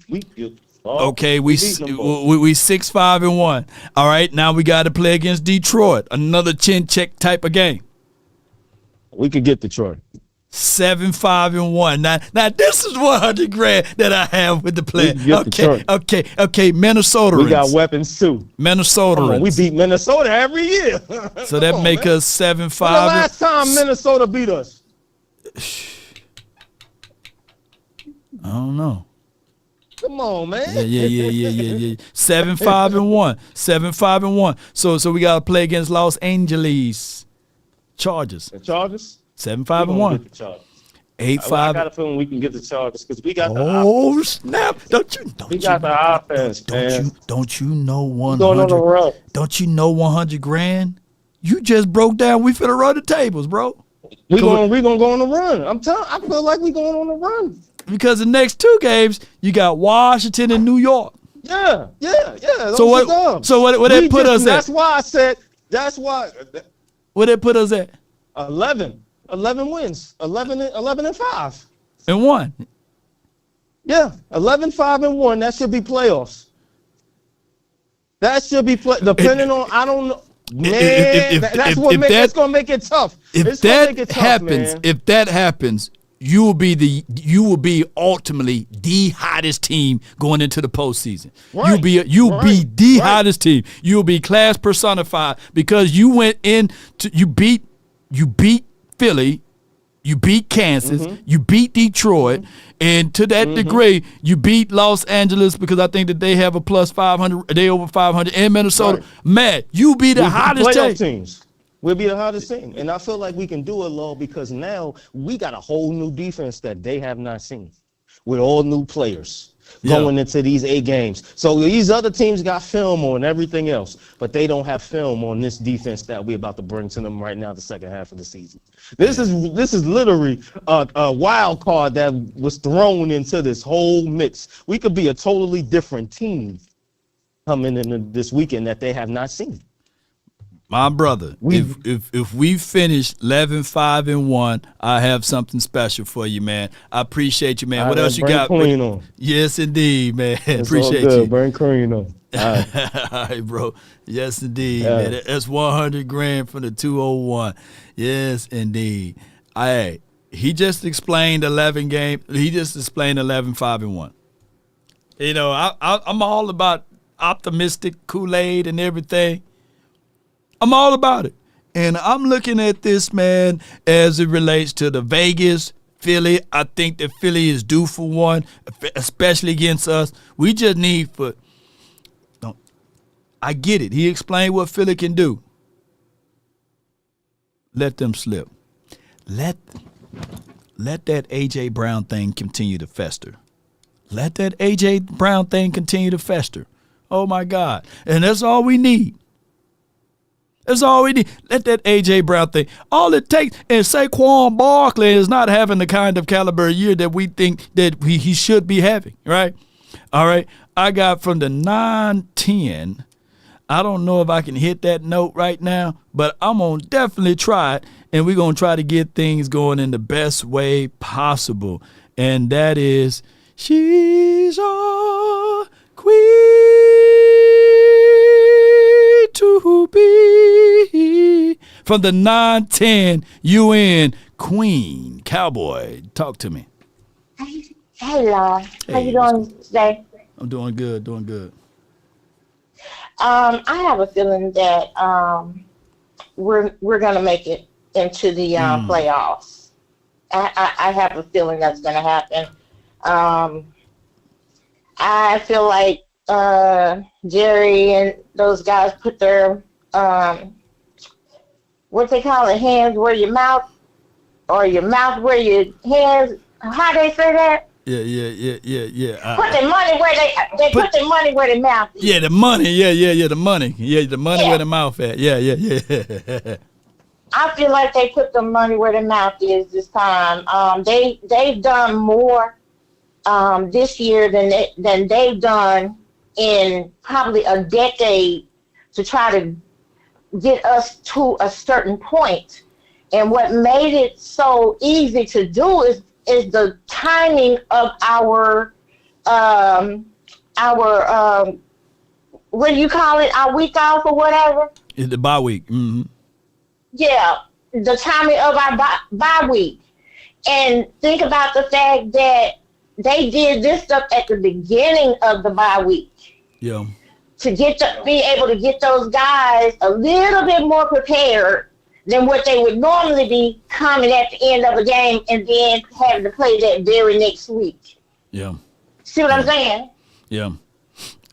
Get them a little bit more into knowing how the defense works. Right. And, what they can bring to the table and what, tweaks and stuff that we might need to do to make it better for them as well, because there are other chess pieces. So I see us making it into the playoffs. I really do. And I have one more thing. Go ahead. I told you I didn't tell you. I asked you to get in touch with me. It's about business. Now get in touch with me. All right. Okay? All right. I got you. To this day, I'm going to get to you As soon as this stream is over with, I'm gonna make it my business to call you, and we're gonna have that conversation to get things moving and grooving the best way possible. All right. And hot them Cowboys. How about them? 11-5-1, boys. Y'all put 11-5-1 down, because that's where we heading to. Yes, indeed. 11-5-1, 8 games to go. Man, don't y'all know, man, that would lift everybody's spirit right now, man. 11-5-1. Somebody said, man, right now, this is the most delusional channel of all time. So what? I don't give a dog, man. You know, I want us to win everything we can get. I don't give a dog where our positionings as it relates to these draft picks. I'm sitting here saying that I want this team to continue to fight. And even if y'all want to throw daggers at me, right? I'm willing to fall on the sword. Y'all poke fun at me and say, hey, man, this guy is out of his cotton picking mind, this Mississippi brother with the beard and everything. He's crazy. But it can be quite possible. And let me go down the list before I let my brother on from the 336. I think that we can dominate via defense versus the Las Vegas Raiders. I think that we can do that defensively. I think that we should be able to, whatever extra motivation, that if these guys are really alpha males like the CeeDee Lamb, because that post, he did hit it up. He did, his people did reach out and everything. For whatever it's worth, if he plays like his head is on fire, that's going to be a plus for us. I think that we're going to run with authority. They already been talking about movement on that O-line for your mind. I think we'll dominate. The Philly game, if we go all the way back up to week 1, the score was 24-20. The determinations of that game was a few drops and a forced fumble. Shout out to the Eagles for forcing that. I'm not going to take away from that. Zach Bond, I'm always loving good defense, right? Their defense showed up at that game. But we lost by 4 points. You can't tell me that with this Quinnen Williams and with the ability to stop some drives that we can't be a plus at least 3 to 4 points or a plus touchdown in that. I think we pull one out. Now, one that I have a little slight reservations on is on Thanksgiving Day. I really don't like Thanksgiving Day games. But this is a situation and scenario that I think that we can finally get that thing off of our back and beat Money Mahomes. Pat Mahomes showcase some good display of defense in that game, and I think we can win. This would be a tough game. Detroit game. I'm looking for revenge. What they did to us last year, I'm looking for revenge. And let's keep this in memory, that what we did to them the year before. Y'all remember, we beat them boys, right? So it was revenge from last year. They beat us. So now it's revenge on a revenge, right? So that's what I'm looking at. Minnesota game. It's not, none of these games layups. None of these games are layups. But I'm thinking that from what happened on the first half of the season, we are seasoned enough to make sure that we can go through this, and it's called resiliency, right? I think that Minnesota game is going to be a difficult game, but we're going to pull through. The Los Angeles Chargers, I get it. That's going to be a difficult game.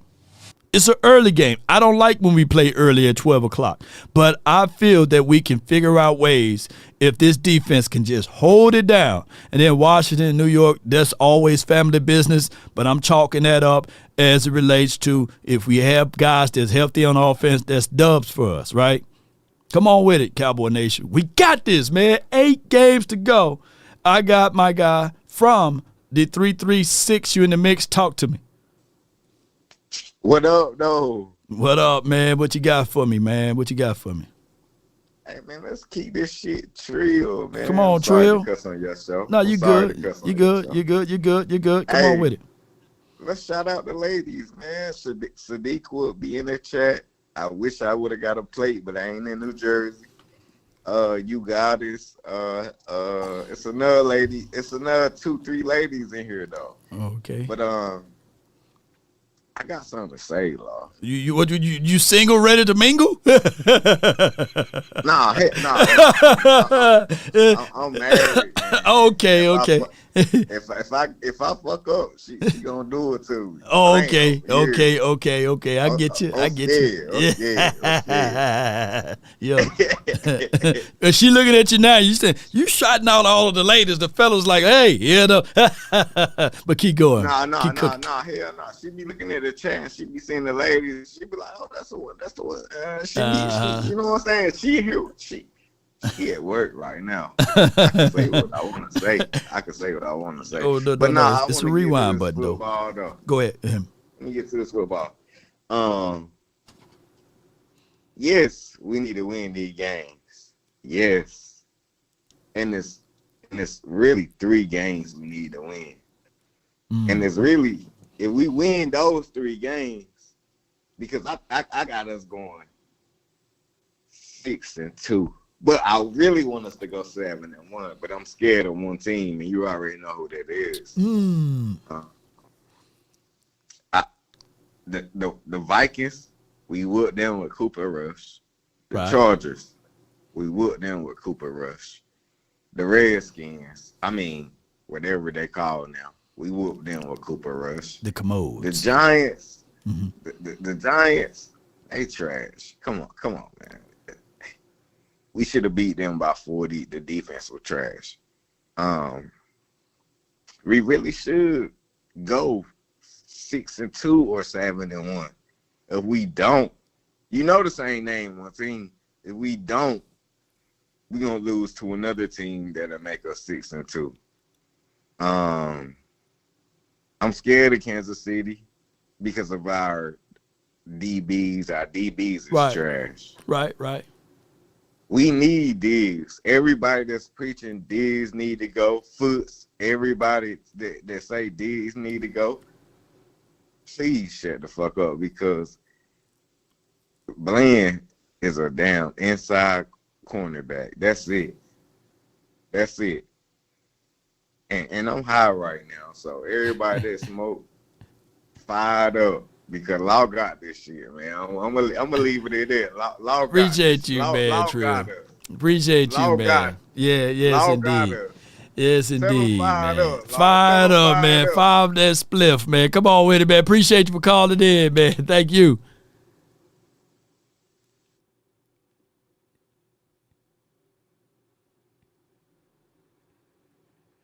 That boy John Legend right now, boy. Yes, indeed. Let me see if how to be an Atlas man. Let me pause that commercial right there. Let me give extra read all about it. Let me get extra with it. Life been a little crazy lately. One thing that helped me unwind: cornbread hemp CBD gummies. Have you been looking for a natural way to relieve stress, aches, and discomfort? Cornbread hemp CBD gummies are made to help you feel better, whether it's stress, discomfort, or just needing a little relaxation for the nation.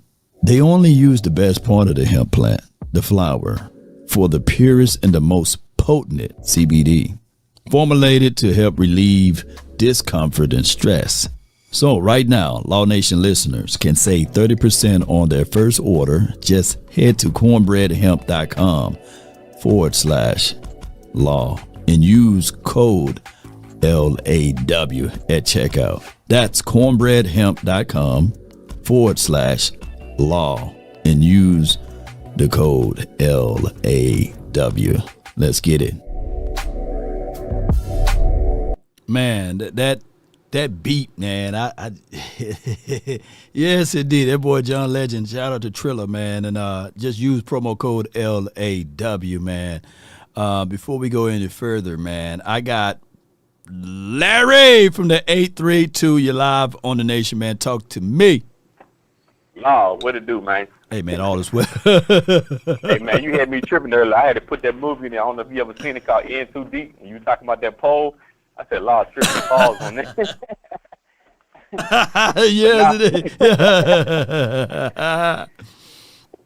But Lord, then I also put in the group, I I can see us getting 3+ turnovers and 5+ sacks this game. You're not that far off, man. Denver forced 6 sacks against the Raiders last week. Yeah, they sacked Geno 6 times.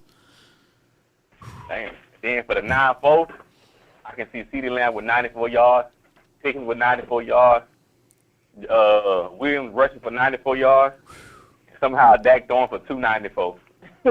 Oh, yeah. Oh, man, that would be dope, man. 9-4, 9-4, 9-4s everywhere, man. You feel me? Yeah, that would be dope, man. I love for that. I'm like 100 of them. I see it either going 11-5 or a 10-6. 10-6-1. You know what throws us off is that we won that game. Let's be real, we won that game. It was zeros on the clock. They don't make no sense how we lose that game. I don't get it. Yeah. So it throws off the like the algorithm of like talking because it's November and we only got 3 wins, right? And we got 8 games to go. At minimum, we should be 4-5, right? I get it. 3-5-1 is hard to explain, but it's something that down the stretch, 8 games to go, I don't foresee like the Eagles continuing to be on the pathway because they barely scraping and they're winning, and I can't take that away from them. But I think we can That's get. That's how they did that year when they was up. When they up 10, like you said, it was up 10. They might have won 10 games or 8 games, and they end up losing in the end of it. Yeah. Yeah, that's how that season went. Yes, indeed. Yeah, man, they all discombobulated over there. Yep, and they tormenting because 7-2. They know what the real deal is. They know how blessed they are to be right there at this point. But what else you got for me, man? What else you got for me, bro? Man, ain't nothing but that chain you got, man. That thing fire. I was on the website looking. I ain't gonna lie. I said, "Dog, law chain, icy out. Let me see what else he got on his page." But I couldn't find it. I want it though. But I like your chain fire though. I ain't gonna lie. Appreciate him. DC the jeweler. He does custom pieces, man, and the team put together a surprise for me on this one. And I really appreciate him, and I appreciate everybody on the team for putting this together. It's good to have the A-team, and I really appreciate you, man. Sir. Thank you. Yes, sir. Appreciate you for all you do. Shout out to you and your family. Congratulations to your daughters on their success in their school. And appreciate Cowboy you. Nation, Law Nation, one love. Yes, indeed, man. Thank you. That's Larry, the Cowboy from 832, man. I really appreciate him. Yeah, I appreciate everybody, man, for being able to stand tall with me, even at my lowest of the lowest and even at my highest of the highest. That's what family's supposed to do, right? You run in, you score a touchdown, you yell, you scream, you kick, and you celebrate that, right? If you don't score a touchdown, you still celebrate it, right? That's me, man. Y'all celebrate me, man, and I really appreciate that. And I don't know what else to say. Some days, you know.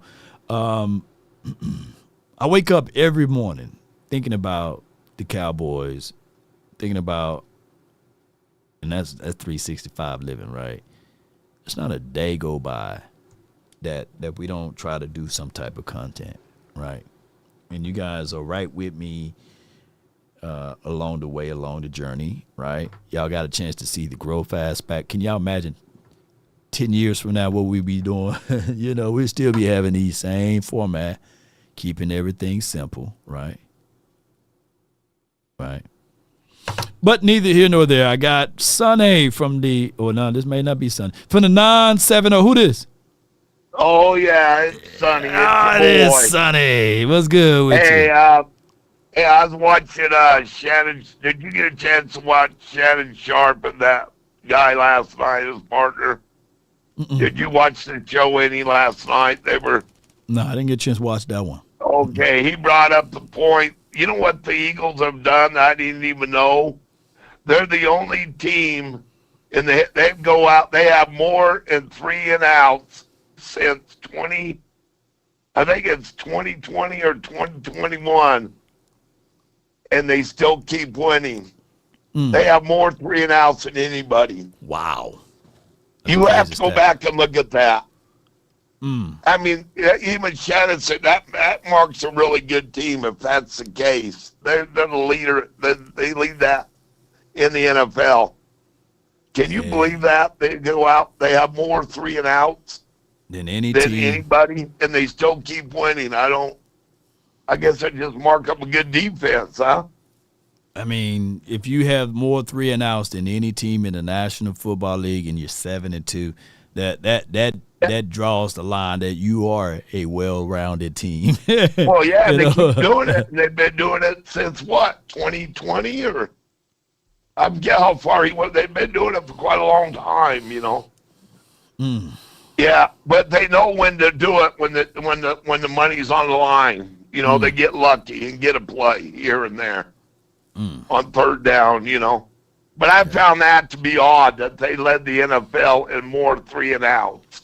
Man, that's dope. You really didn't know nothing about that? Nah, I didn't really hear of that stat line there. But I didn't either until last night. I'm really surprised you didn't hear about it. I haven't heard about it. But I do look at how he sets up that particular team, and this goes to the identity of that team.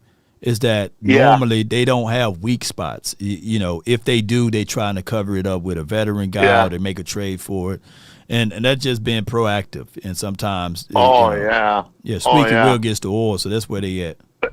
Okay, when I called in, I want to know if we play the Raiders and say we lose that game, okay, then we got Philadelphia and we lose that game, then we got Thanksgiving, and say we lose that game. Do we go ahead and just shut down our quarterback and let him bench him the rest of the year?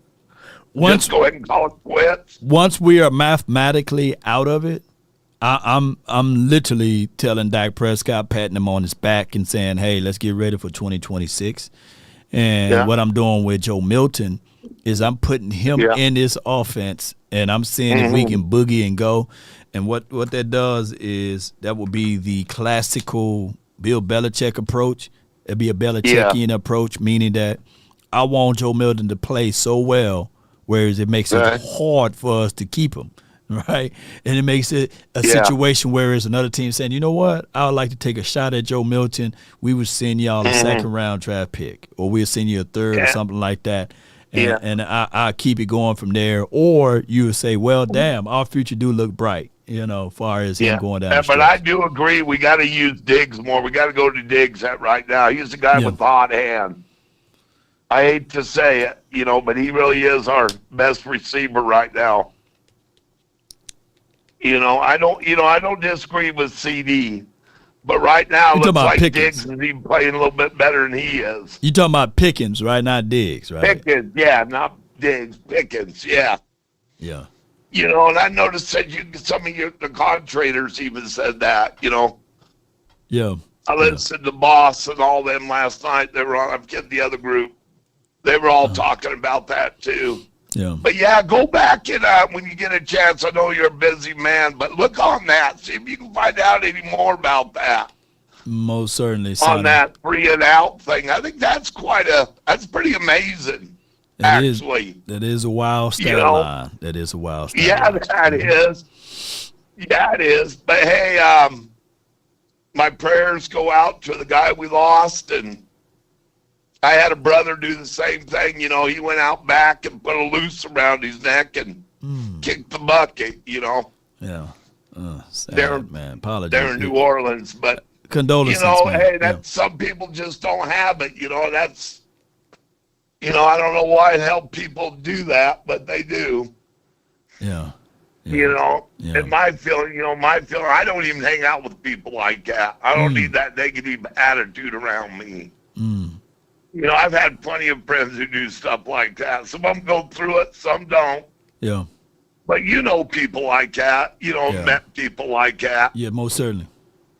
And I don't understand. They'd be really good. Just something in their mind. I don't know what's wrong. Why you'd want to take your own damn life. Man, pressure, man, is crazy. Well, yeah. Yeah. Well, the worst what would have happened is he would have got fined, and maybe he would have probably gotten a couple game suspension. Would you think for what happened? Well, I'm not going to speak upon those things. It's still too soon. Yeah, But, I know. But the worst that appreciate you. would have happened is he would have got fined and maybe got yelled at by family members for being an idiot. But I didn't see nothing there where he should have taken his life, though. But I don't want to get into all that. No doubt, man. Sonny, I really appreciate you. Thank you so much for calling in. I just want to say, if we beat the Raiders and we beat Philadelphia and somehow we can beat Kansas City, look out then. But we got to win them 3 games. We got to win the next 3 games. No doubt. Appreciate you, Sonny, for calling in. Let me hear you say it. All right. Hey, how about them Cowboys? How about them? All right. Let me get real with y'all right quick before I let the next caller on. And we respect all callers, right?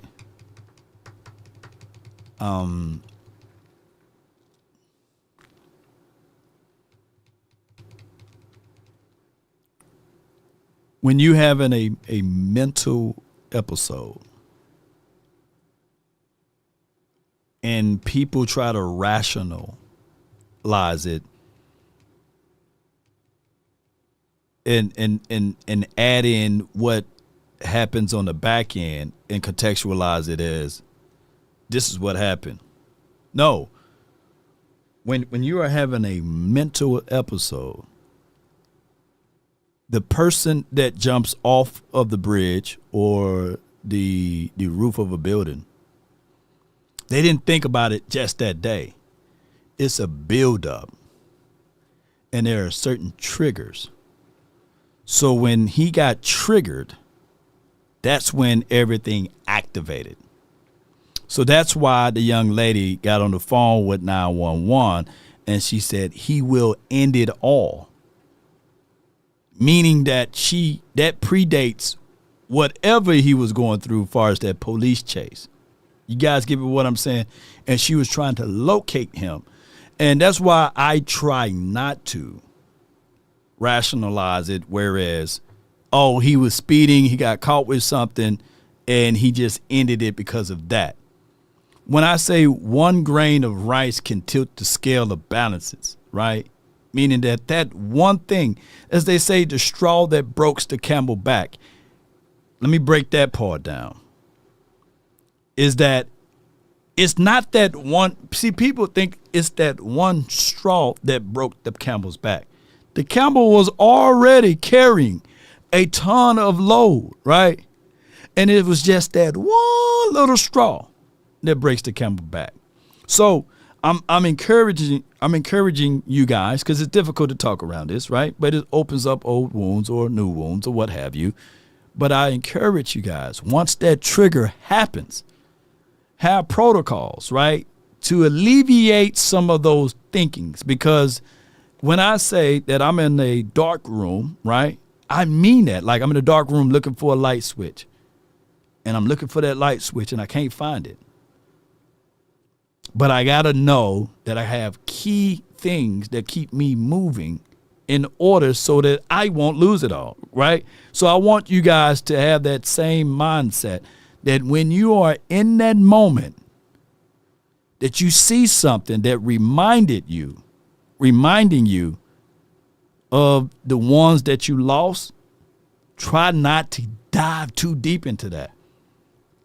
Try to put yourself around other ones that love you and embrace you. They can have that conversation with you so that you won't go into that triggered moment, because all rules are off, right? Once you're into that moment, and it's hard to turn back and it's hard to say those things and take away those things. So you got to understand that part of it. And then when we start talking about people with suicidal thoughts, it's the key triggering moments that get you into that space. And it doesn't matter who you are, how much money you have, how much wealth you got, or what success you have. It's something. Just like ask for help is one thing of what Dak Prescott tried to put out there as far as an initiative. But it's coming from a place of very, very much so pain. What are the pains? Jace Prescott Think about it. Think about that, ladies and gentlemen. Dak Prescott brother. He had his brother to make it to the National Football League. A brother to get $250 million successful. There's, I believe, nothing Jace Prescott can ask Dak and he would have told him no, right? But that means that money doesn't secure all of those things. Success doesn't secure all of those things because it never could bring his mom back. Right? So even with the first caller, 100 grand says no one can tell you how to mourn, right? The loss of a loved one. It's the smallest thing. Like there's nobody in this chat that can make a sweet potato pie like my mom. You know what I'm saying? Nobody. Because the way she made that sweet potato pie with love, and she'll have all of those pies, the pecan pies and all of that stuff, and it was just something that she set aside for me. During that time frame, during those holidays, that she know that my older brother, she'll have a special sweet potato pie for me. I can never have that ever again. So those are triggering moments. If I see someone else, mom, fix them a sweet potato pie and set it aside for them, I can never have that moment back. But what I got to do is frame my mind that during the holiday times to think of something else. Right? I'm talking to y'all some real stuff right now. She made it out of love. Just for me. Right? So I'm looking at it like, yeah, for these last 2 seasons or these last 2 or 3 years, it haven't been the same. I haven't had mom's sweet potato pie. With the homemade crust, ooh, you can't go. Them patty pies, man, them things ain't real pies. I'm talking about real homemade crust on that sweet potato pie. Where they take the fork and they make those little ribbons on the side of it, you know. It could be 30 years from now. I'm going to always remember mom's sweet potato pie. So those are trigger moments, right? So even when I smell pie, you know what I'm saying? I'm like, hey, man, it's mom and them. So I got to reframe my mind. So when those times get there, that I think of something else, right? Or I embrace the fact that I can see someone else having a mom's sweet potato pie. You get what I'm saying? So it's just for what it is. It's painful. But if you let that get to you and you let that stack up and build up, and for example, if I didn't tell y'all that story right then, it'll be in my heart somewhere and I hold on to it. And then I bump into somebody. And I'm telling y'all, this is what happened. People are ticking time bombs. That's why you got to be nice to people, you know, ticking time bombs. Bump into somebody the wrong way, and now we throwing hands. It wasn't because they bumped you. It's because you're mad at something, right? So that's what I'm getting at. So that's why the lady on the phone, his fiance or his baby, his lady was like, please find him. He will end it all. She meant every word of it. But I just wanted to share that. I know I'm long-winded, but hey, we got nothing but time to kill. I got from the 901. You're live on the Nation. Talk to me. Shout out All Nation. Yeah. Shout out Memphis. Yeah. Shout out TSU. Shout out JSU. Shout out Cowboy Nation. M-Town the house. I'm making quick. I'm making quick, man. I'm making quick. I'm at work. Man, I'm wilding out over here, man. That's good stuff, man. That's good stuff. Deep South Memphis, man. They acting the fool. But I don't understand why the Cowboys don't have that hatred mentality, meaning as far as game planning if we can't get Pickens and CeeDee the ball, run. If they gonna cloud the box, pass. I just trying to see or get a feel of the mindset of the coach, what he's trying to do. I know he's trying to please everybody, get them the ball, but I think we need to take more of that Patriot mindset. Just give out what the defense gives us, or whatever the word is. Yeah. Take what the defense gives us. Yeah. As far as the our defense, I'm very optimistic. I think Diggs is gonna come back and have something to prove. So I'm very optimistic. Let's go, Cowboy Nation. I'm out. In town, the house. Watch out for them dogs out there, mail carriers. Yes, indeed. Appreciate you. That's my guy, 901. Yes, indeed, man. Always giving us the greatest energy possible when he calls in. Yes, I love it. You know, see, that's the great balance, man, from one call to the next. And I beg of y'all. Don't take no shots at Sonny, because he can only talk about it from his point of view, right? And now that you have more and more details, more and more information, you say, oh, yeah, my bad. You know what I'm saying? Nobody takes their life away because they're speeding. Nobody take their life away because they ran the yellow light and somebody behind them, right? Come on. That's where we're at, though. Cowboy Nation, I got from the 860, my brother from another mother, VIP hotline. He's on it, man. Come on with it. You on the hotline. Talk to me, man. Lord's VIP, baby. Yeah. Lord, I want to touch a few things because this really hits home. Like you, I lost my matriarch. My matriarch is my grandmom's. Mm-hmm. And this will be the third year that we're celebrating Thanksgiving. They did this. Thief. My bad. I know we got some, I'm just saying, hey, that's what my mom told me. But anyway, my mom's never recovered. She still hasn't recovered. I just asked her this week, are we going to do anything? And because my matriarch, my grandmom's not here, like you said. Right. That those various recipes that weren't written down, that she took to the grave with her, we'll never get again. We'll never get again. Yeah. Sweet potato pie. And if yours was like mine's, here's the thing is, by us having all boys, right? You know what I'm saying? My mom having all boys, it was a cardinal rule that, like, when she in the kitchen, we couldn't be in the kitchen, right? You know what I'm saying?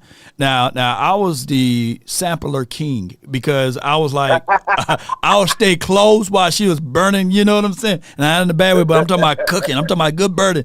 And I'll be the test sampler, you know what I'm saying? So I knew where to be at, boy. I was sitting there like, while the other brothers was over there playing, I was sitting there right there, you know what I'm saying? Like the little puppy dog is in there.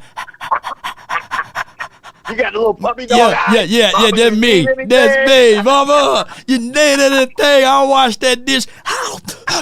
Because you know me, Boss Cowboys Sports will let people know, Law can eat, man. That joker can eat.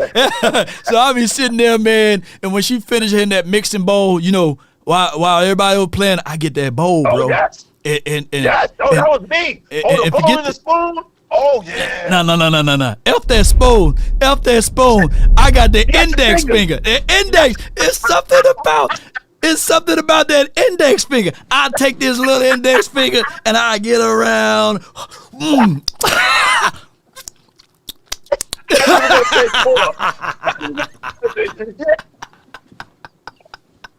Boy, hey, VIP, you helping me today. Boy, I take that damn index finger, boy. Yes, sir. And you dig it around it, you got, you can curl it, cup it right in your mouth. It's like a scoop. Oh, Lord, you bring it back memories. You lie. I'll take that damn index finger, boy. Yeah, keep going. Keep telling your story. I just had to interrupt you, man, with that one. Yeah. But Lord, I do want to say this because I've been studying neurology and the brain and various things like that. I'm actually doing a class. I'm mentoring one of my mentor class where I'm teaching and talking about adverse childhood trauma. Ooh, and a lot of us inner city, brown and beige wearing people suffer from adverse childhood trauma. And I know Sonny didn't mean he didn't mean it. He wasn't being insensitive. Right. He was just giving his perspective. Yeah. But I encourage you, Sonny, go study this. It's called adverse childhood trauma. And when you have adverse childhood trauma, you can't get to your prefrontal cortex, which is the part of your brain that helps you rationalize. So when you go through acute, meaning a lot of trauma, you can't get to that prefrontal cortex. Yeah. So unfortunately, our brother couldn't get to that rational part of his brain because guess what? When I see blue lights behind me, oh my God, I still have that same feeling. Yeah. I still have that same feeling like back in the day when I was rolling dirty. You know, not trying to put my, business on you, but I'm just saying. And I'm totally legit now, Lord. Yeah. But when them blue lights get behind me, as a black man in America, I have a 50-50 chance of dying. Meaning not just being arrested, dying, losing my life because a perception of a police officer. So you have to take all of this in account. He's not only thinking about his NFL career, he's a 6-foot+ colored man that is a threat.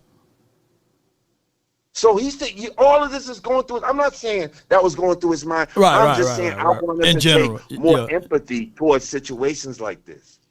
Right. So to spin it all back to football, every Thanksgiving, we were I was in the Bronx. I go back home. Yeah. I can't, we haven't had a Thanksgiving since then. A Thieves Day, whatever you want to call it. But we haven't had that since my grandma. Like, we've had a makeshift, but it's not the same. It still don't hit the same. Right. So I just encourage you, and something I told you before, Lord, we got to start turning our pain into power. Yeah. So that's what I've told my mother this year. Like, we cannot no longer be victims. We have to be victors. Indeed. And that's if any of my Cowboy Nation is listening, Dak, if you're listening, turn our pain into power. Yeah. In closing with this, around the holidays, that's when we check on each other even more, right? It's just like, you just got to, man. Just check on everybody, man. Hug them, squeeze them. And even if it's hard for you to say you love them, man, just say, man, I love you. Hold on, I got a super chat. If you ever need anyone to talk about Marshawn's experience a bit more, then let me know because I suffer with those ideation to this very day. That's Queen Cowboys ideations, man. Yeah. So that is the deal.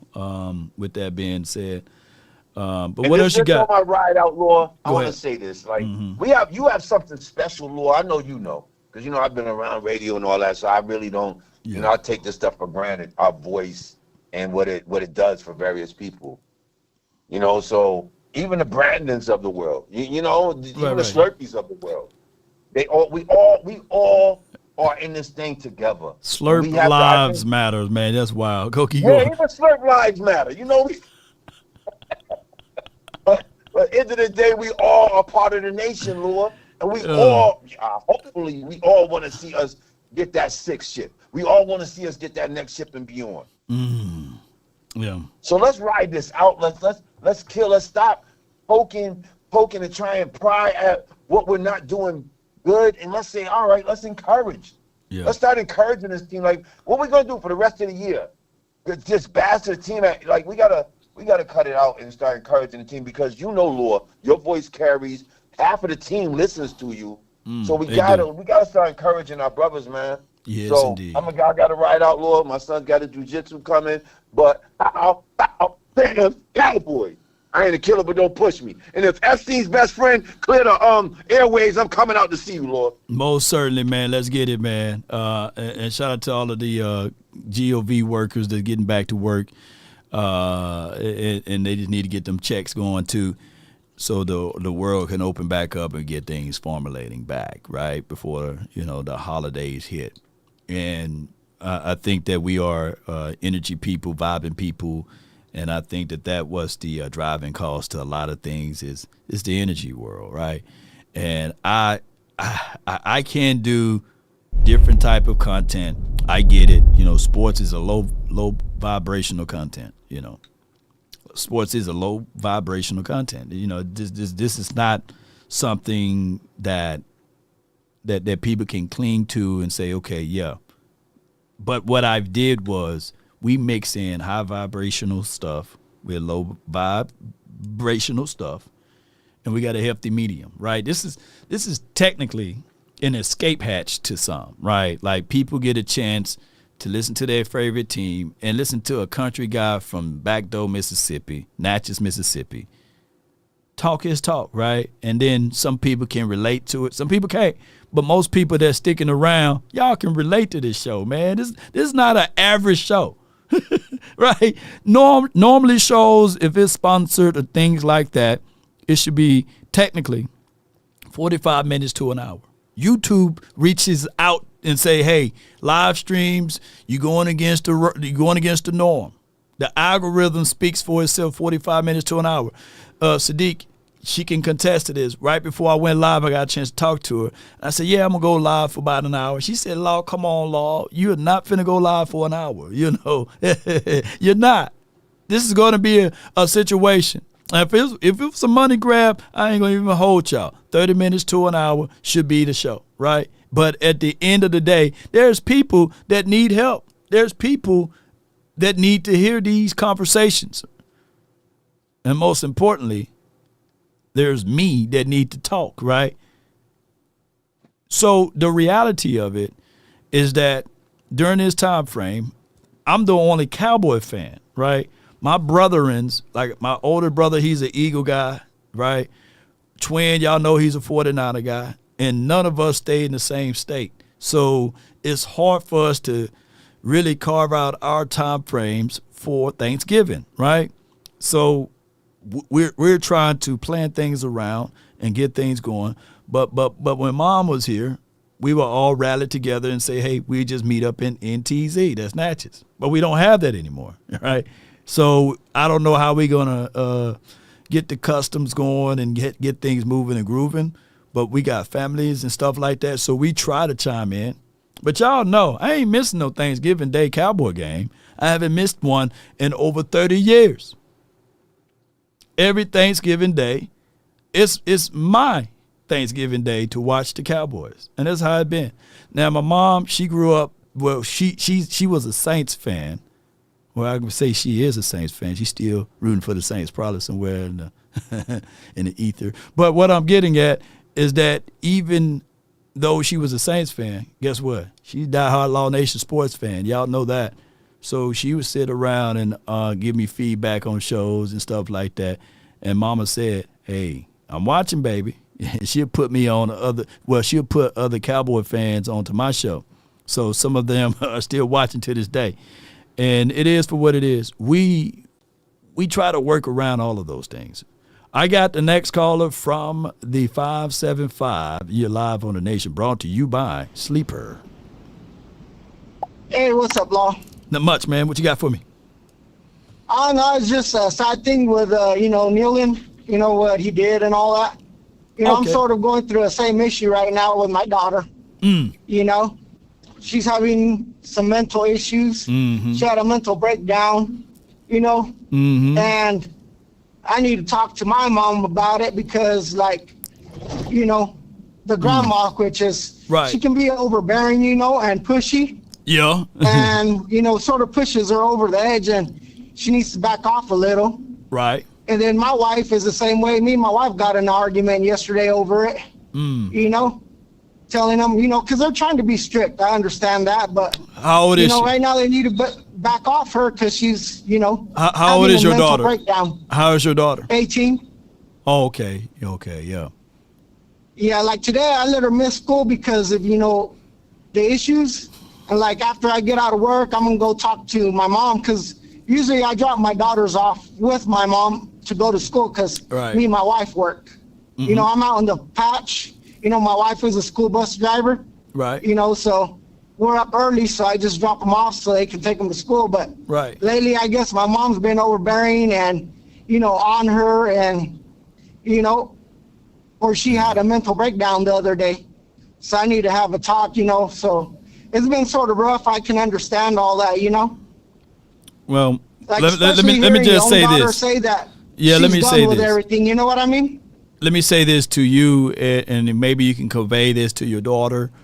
Isolation is where the devil really works, Idle mind is the devil workshop, right? So what you have to do is, in this time, if you got her out of school and she's in the house by herself or what have you, 18 is a very pivotal age because you're trying to be someone, right?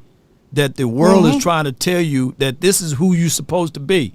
And when you turn on the social medias, everybody's perfect. Everybody seems or appear to be perfect when they're not, because you got these things called apps to make your face filters and stuff like that. You know what I'm saying? And for her to be a female and a woman in this space is very difficult, bro. It's very difficult. Yeah. So just embrace her, give her words of affirmation, tell her that she's beautiful, she's kind, let her know that, she means the world to you, not just you, but to her mom, and continue to fight. In school, is not about school too, by the way. School is designed to have you to work for the man. I'm just hate to say that loud, but sometimes school is not the answer.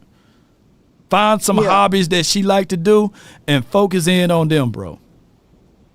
Yeah. All right, cool. Thanks, all. Thank you, man. Appreciate you. And that's Chris from the 575, man. And that was like a non-cowboy conversation, but we need to hear that, Mine's dealing with that. It's the aiming to be perfect. And I told my daughter, you're perfect for me. You get what I'm saying? Like, there are things that she is seeing in this world that she see that I have to reveal to her that's just a world. But in this world where you and I exist, in our own world, you're perfect to me. Don't worry about the outside stuff. And I get it. When the world don't mirror what you do, it's difficult. Can you imagine being 9, right?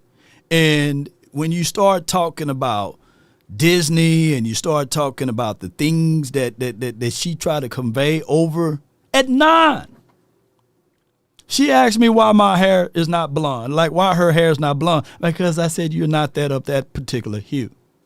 And then she asked how come there are not as many Disney princesses like me, right? And I have to explain to her that, hey, you are my princess, right? These are things that I have to really let her know that, Tatiana is one of them, right? I show the Princess and the Frog or what have you. I said, there go girl right there, But it's not many. But don't worry about that. You get what I'm saying? Dad, why my eyes are not blue? Because God wanted your eyes to be brown. You get what I'm saying? And that's just for what it is. I always encourage her, right? And that is at 9. And yes, she goes to a private school. Yes, the people in that particular school may be mixed and all of this stuff. But she is perfect for me, and I have to replenish the things of words of encouragement. I have to let her know that she's beautiful. I have to let her know that she's smart. I have to let her know that when she asks when Granny is coming home or coming back, I say, you will see her. But I can't get into too much details as it relates to that because she just don't know at the age of 9. You get what I'm saying? So it's a lot because when they turn on that app, all they see are people perfect image of themselves. All of them doggone filters, all of the people, and I see it even in the older ladies that's watching. Colorism and all of this stuff. Oh, this person is only popular because they're light skinned, and I get it. Some of the people that's different from not the melanated community don't understand what we're talking about. But when it's time, I've seen my daughter get into real tears because she don't want to spend the rest of her Saturday getting her hair done. The other side of the communities don't understand that. And it doesn't matter how much you explain to the other side that when you're trying to do two girls' hair, that's an all-day activity. The other side don't understand that part. But we are all the same. But I have to explain. You get what I'm saying? That you got to get your hair done, not just for the world, but it's just well upkeep and grooming. That's just the process. But believe it or not, that is a process that women got to go through. Unfortunately, it's a long process. You know what I'm saying? And I can't do no hair. You know what I'm saying? I can't even put it in the ponytail without that thing slipping all around. You get what I'm saying? But that's life. Granny had to go through it, and believe me, I heard story tales of hot comb touching that ear. You get what I'm saying? Y'all get what I'm saying at. I hope y'all get what I'm getting at. You know what I'm saying? But man, had they in the law's house, oh my goodness. They don't like it. They despise it. They get mad when you got to go through that hair. You know what I'm saying? And get it washed and it take all day. But they love the results. Every time. I kid you not. I said, who gonna go first, London or Lauren? It's to the point where London will run and hide when it's time for her to get it done. But when Lauren go around, get that hair laid and done, boy, she start prancing around. Then London be like, hey, wait a minute, I want to get mine done now. But there's conversations that as a father, I displace my love for them regardless of whether or not they got their hair done or not. You get what I'm saying? I never disparage them when they don't have their hair done. You know what I'm saying? Hot comb on that ear is trauma. Dramatic, you ain't lying. It's a real thing. I think that we need to really talk about this collectively in the community, right? But sheesh, it is a long conversation. All right, I got from the 409. What's on your mind? Yo. What's good with you? You're live. What's going on, Mr. Lawman? I know y'all kind of probably want to get past this Marshawn Kneeland. Yeah, it's rough. Yeah, yeah. The thing is, man, like, I want to praise you for the way you handled that, because if that was me, Mr. Guy would have been up off that call a long time ago. But we're gonna move past that. Something that I really want to tell you, I've been watching you for a while. This is my first time calling in. I want to thank you for all of the motivation, the inspiration, everything that you do, even to the fathering, to the everything, man. I appreciate that, bro. I really it's been a lot for sure. But yeah. Like just like with the Marshawn Kneeland thing, for the people who really don't understand, there's a movie that just came out recently called The Woman in the Yard. I want to suggest that you guys go watch that. That movie right there, that's gonna put you. That if you don't know, it's gonna show you for sure. But these you brought up like how what you do is kind of low vibrational, with the sports thing. Yeah. And the things with that I feel like that's kind of going on with the Marshawn Kneeland thing, and kind of just with everybody, like the guy that just spoke about with his daughter. Yeah, we're all, I feel like, kind of going through a situation like this at the moment, that the distractions are important and we need them. Right. But we really need to kind of, pinpoint the things that's important: the family, the children, the relationships, and the actual care for one another, because that's definitely getting looked past, I feel like. But yeah, man, that's really all I really wanted to talk about. I love the Cowboys, but I ain't really got no shit to say about them at the moment. It is what it is. But I just want to let you know I appreciate you, and keep doing what you're doing, man. Hey, man, I really appreciate you for calling in and getting things moving, man. Appreciate you from the 409. What's your name so I can lock you in?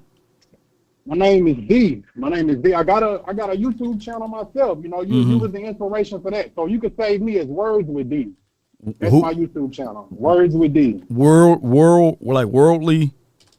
No, words. Oh, words. WORDS. Correct. D, okay. All right, got you, man. I put Cowboys in front of it so I can, relate. But appreciate you, man. Thank you so much, man. Thank you so much.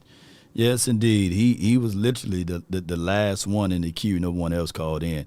I really appreciate y'all. But let me show y'all. This picture was like done for like a couple of, I want to say like at least a couple of years ago. But I wanted to show y'all. Yes, indeed. I'm one of them ones that I'm raising her right. Yeah. Y'all see that right there? Yes, indeed. Boy, I'm telling you. Yeah. Now, y'all got them daughters out there. Y'all make sure y'all raise them right. You get what I'm saying? How about that, Cowboy Nation? Yes, indeed. And y'all should do the same. She like them kicks right there. And it's all about, showing love, spreading love. I get it, Cowboy Nation. We may not look the same. We may not talk the same. But we all got that silver and blue in our vein, right? So that's what I'm getting at, regardless of it. So if I offended anyone, y'all know, charge it to my beard, not my heart, right? I get the notion. I get the words, plays on everything. But girl dads, boy, ooh, it's difficult, baby. It is difficult. Man, and I can only imagine. Shoot, I grew up, stepdad had, 4 boys, man. Let me get that bowl. We had bowl cuts, man, growing up. They put that bowl around your head, the crew cuts, man. Shoot, I could only imagine if I had a little son, boy. When I get my fade, boy, he be right there in the chair with me then. My barber be barbering. But it don't take all day. The longest is like 45 minutes, right? But women are different, girls are different, and it is for what it is. Confidence is key. Reinforcing things is key, and understanding that everybody, and I haven't gone through the teenage yet. So I got a 9-year-old and a 5-year-old. So people saying, Law, you gonna have that Moses beard, you gonna have gray hair, man. When they get in their teens, you think Roblox is a big deal. Shoot, wait till they get in their teens, Law. Wait till they start liking boys and know everything else. Shoot. Boy, you really gonna be worried out here. So y'all continue to pray for me. Yeah, y'all pray for me. Cause I got some storms that I'm about to go into. Y'all know, yeah, I got some trauma that I got to go into. Yeah. The Bobby Brown cut every single time. Yes, indeed. Put 2 parks on the side. I used to have some parks on the side of mine too. Yeah, it wasn't that long ago. I used to have a little lightning bolt in my head. I'm still gonna put that in there maybe one of these days. Went from girl dad to girl grandpa. Now I'm getting old. This is T-Jack. Yes, indeed. My little princess is 5. This is Seabass. Yes, indeed. So I got to contextualize all of those things, Cowboy Nation.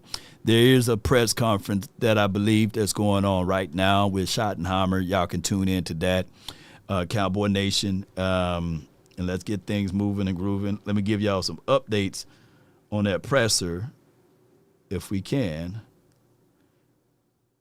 What we got? He'll be playing well.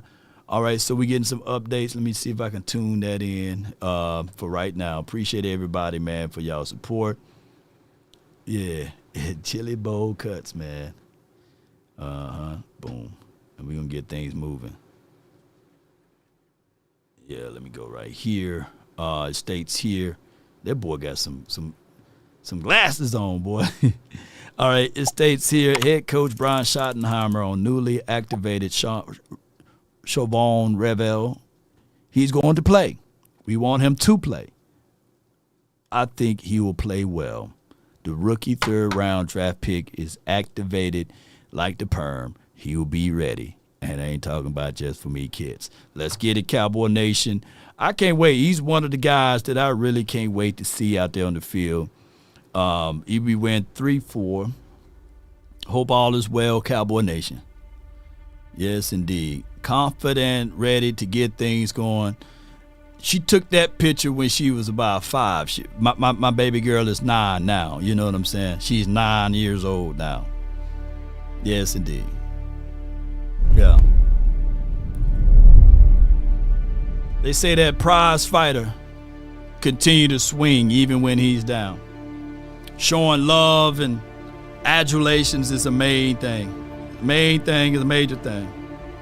But we got to keep moving. We got to. Got to keep grooving. We got to. And if you don't, you'll be considered in the same pathway that you were at before. Stuck. So you got to continue to move. You got to continue to fight and grind for your mind, baby. As I'm pulling up some of the things that I want to showcase to you all. Hold on. Bear with me.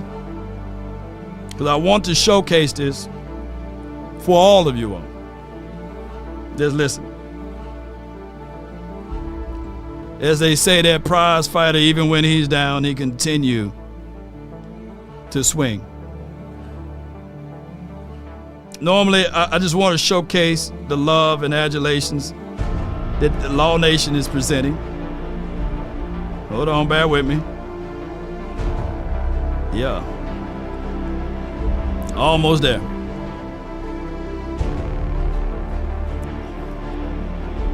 The future is here. We just got to maintain the main thing and keep it going.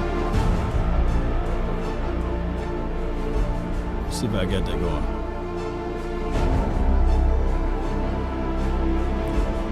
Yeah. Everyone has a reason, but results are what matter. And when those triggering moments occur, say to yourself, how do I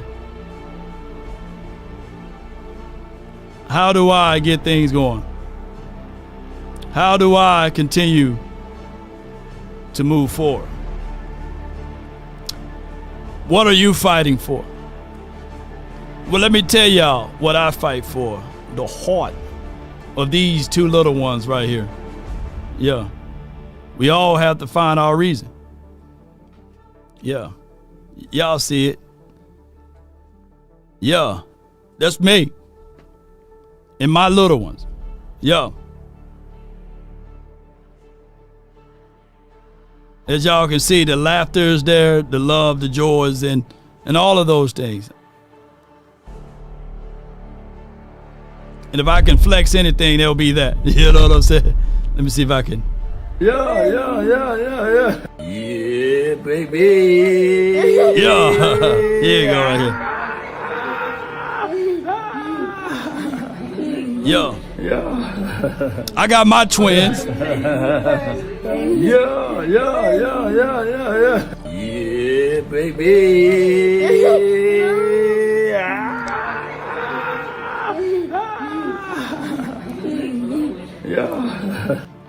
Yeah. Daddy-law. They'll remember that for the rest of their lives, how dad was able to just be there for them. Good times, bad times, in between. We was all at the Great Wolf Lodge Resort, where they got an indoor water facility. One of the things that I'm trying to fulfill, most of the things that Mama said, teach them little babies how to swim. So during the time frames that we can, we go to this water park. And I teach them how to swim. But Mama said, teach them babies how to love each other, how to pray for each other, and most importantly, how to respect each other and continue to have that joint love for you. And I try to do those things. Make memories. Now, some people, we fall into those traps of life thinking that because we lost a loved one, now it's time for them to lose us. No. That's why it's time for us to grow and continue to excel, continue to build. And that's where we're at. That's my driving force. I continue to try to grow and excel. And believe it or not, I've learned that it's not just for them. It's because of others.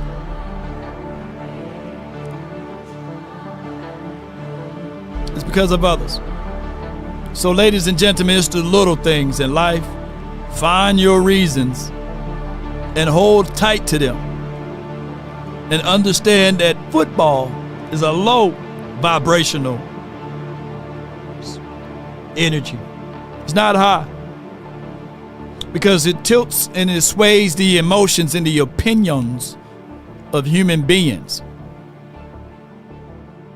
But we can still channel into that low vibration and pull some things to make it high. And I ain't talking about what the caller said, Triller, with the John Legend thing. But it speaks of triumphs. It speaks of things that we have to say to ourselves that we can apply. And what are they, Law? If you can keep your head when all about you are losing theirs and blaming it on you. If you can trust yourself when all men doubt you, but make allowance for their doubting too. If you can wait and not be tired by waiting or lied about, don't deal in lies or hate it, and yet give way to hate it. And yet don't look too good nor talk too wise. If you can think and not make thoughts your aim. And this is most important, ladies and gentlemen, this is what sports do. It builds character. Write this one down. Most importantly, if you can meet with triumph and disaster and treat those two imposters just the same. If you can bear to hear the truth you spoken, twisted by knaves to make a trap for fools, or watch the things you gave your whole life for, broken and stoop and build back up again with worn out tools. If you can make one heap of all of your winnings and pitch it on one turn of pitch and toss, and never breathe one word of your loss. If you can walk with kings and presidents, nor lose the coming touch. If you can fill the unforgiving minutes with 60 seconds worth of distance run.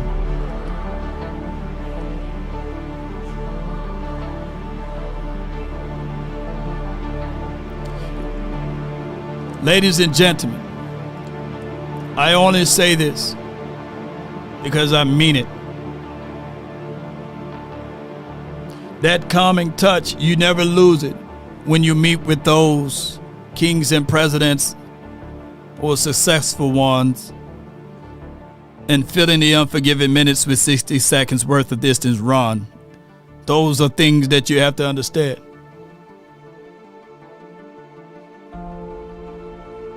You have unlocked the true meaning of what it takes to be a champion, a winner. But write this down in the heart, soul, and sinews of your mind. That most importantly, you have unlocked what it takes to be a man. Stand tall or not at all. That's what I want to get to you guys. It's not about wins and losses. It's about how you handle those things. Just like I told you that story of that goat that they threw in the bottom of the well. The goat was just seeking water. That well was abandoned. They threw that goat down there at the bottom, not knowing that that goat would be able to survive. Because that same well, they would take trash and garbage and they'll throw it down at the bottom of that well, and that goat would just shake it off and stand on top of it and eat a little bit of it, shake it off and stand on top of it. And before you notice, that goat was able to get out of that bottom of the well. You see, just because you are in a situation and you think that you can't survive it all, just shake it off and stand on top of it. Let that words and those things marinate in your heart, soul, and sinew, and not just of your mind, but into the mouth that comes out to tell others that, yes, I was able to take the trials and tribulations of life, and I'm able to shake it off and stand on top of it.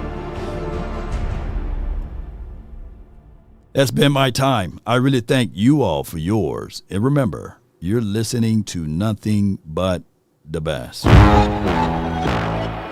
Shake it off and stand on top of it.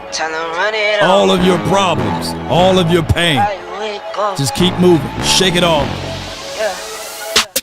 I wake up, flex, thumb down now, check, no drip this, wet. Tell them run it up, no sleep, no rest, might crash, might wreck, but first I stretch, tell them run it up.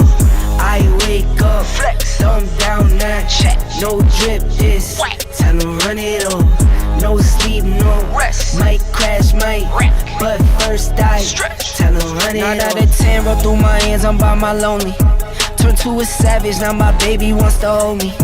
I love my fans, don't need no friends, I got my homies. Thought I could trust you, I find out you tried to zone me. I'm number one up on that court, I'm Nick McGrady. The first one in, the last one out, can't call me lazy. Put in my hours, send the invoice and they pay me. I need 6 rings like MJ. Come on, baby, I see you, I'm awake. I wake up, VI, thumb down that, P. no drip this. Shout out to you, TJ. Run it up. No sleep, no rest. Might crash, might wreck, but first I stretch. Hello, run it up.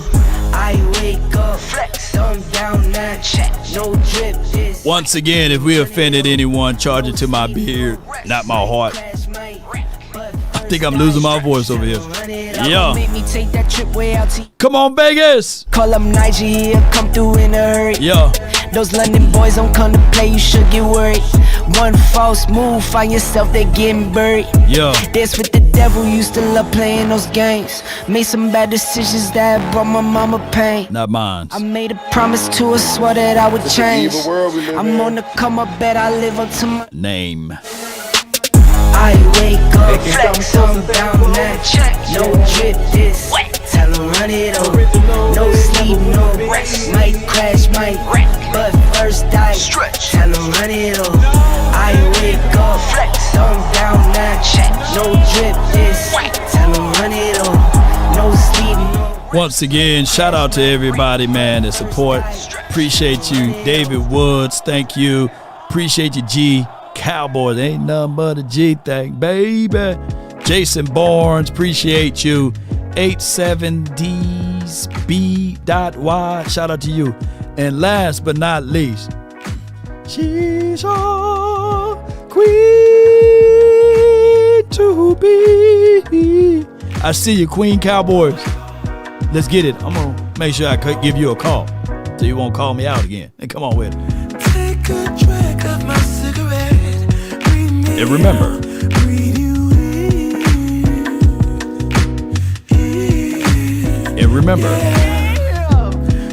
a bite of my burger, babe. Save the last bite for you. And you. For you. Ooh. Don't let the street lights you all alone. Put 9-4 in the chat if you're okay today. Put 9-4. Be up out of here. Don't let the street lights hit you. Can I be okay? Update time. Got an update from Todd Archer. Quentin Williams will be wearing 92. Logan Wilson will be wearing 55.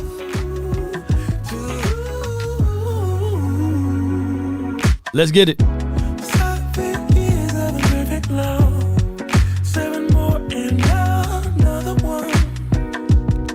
And another one. Come on.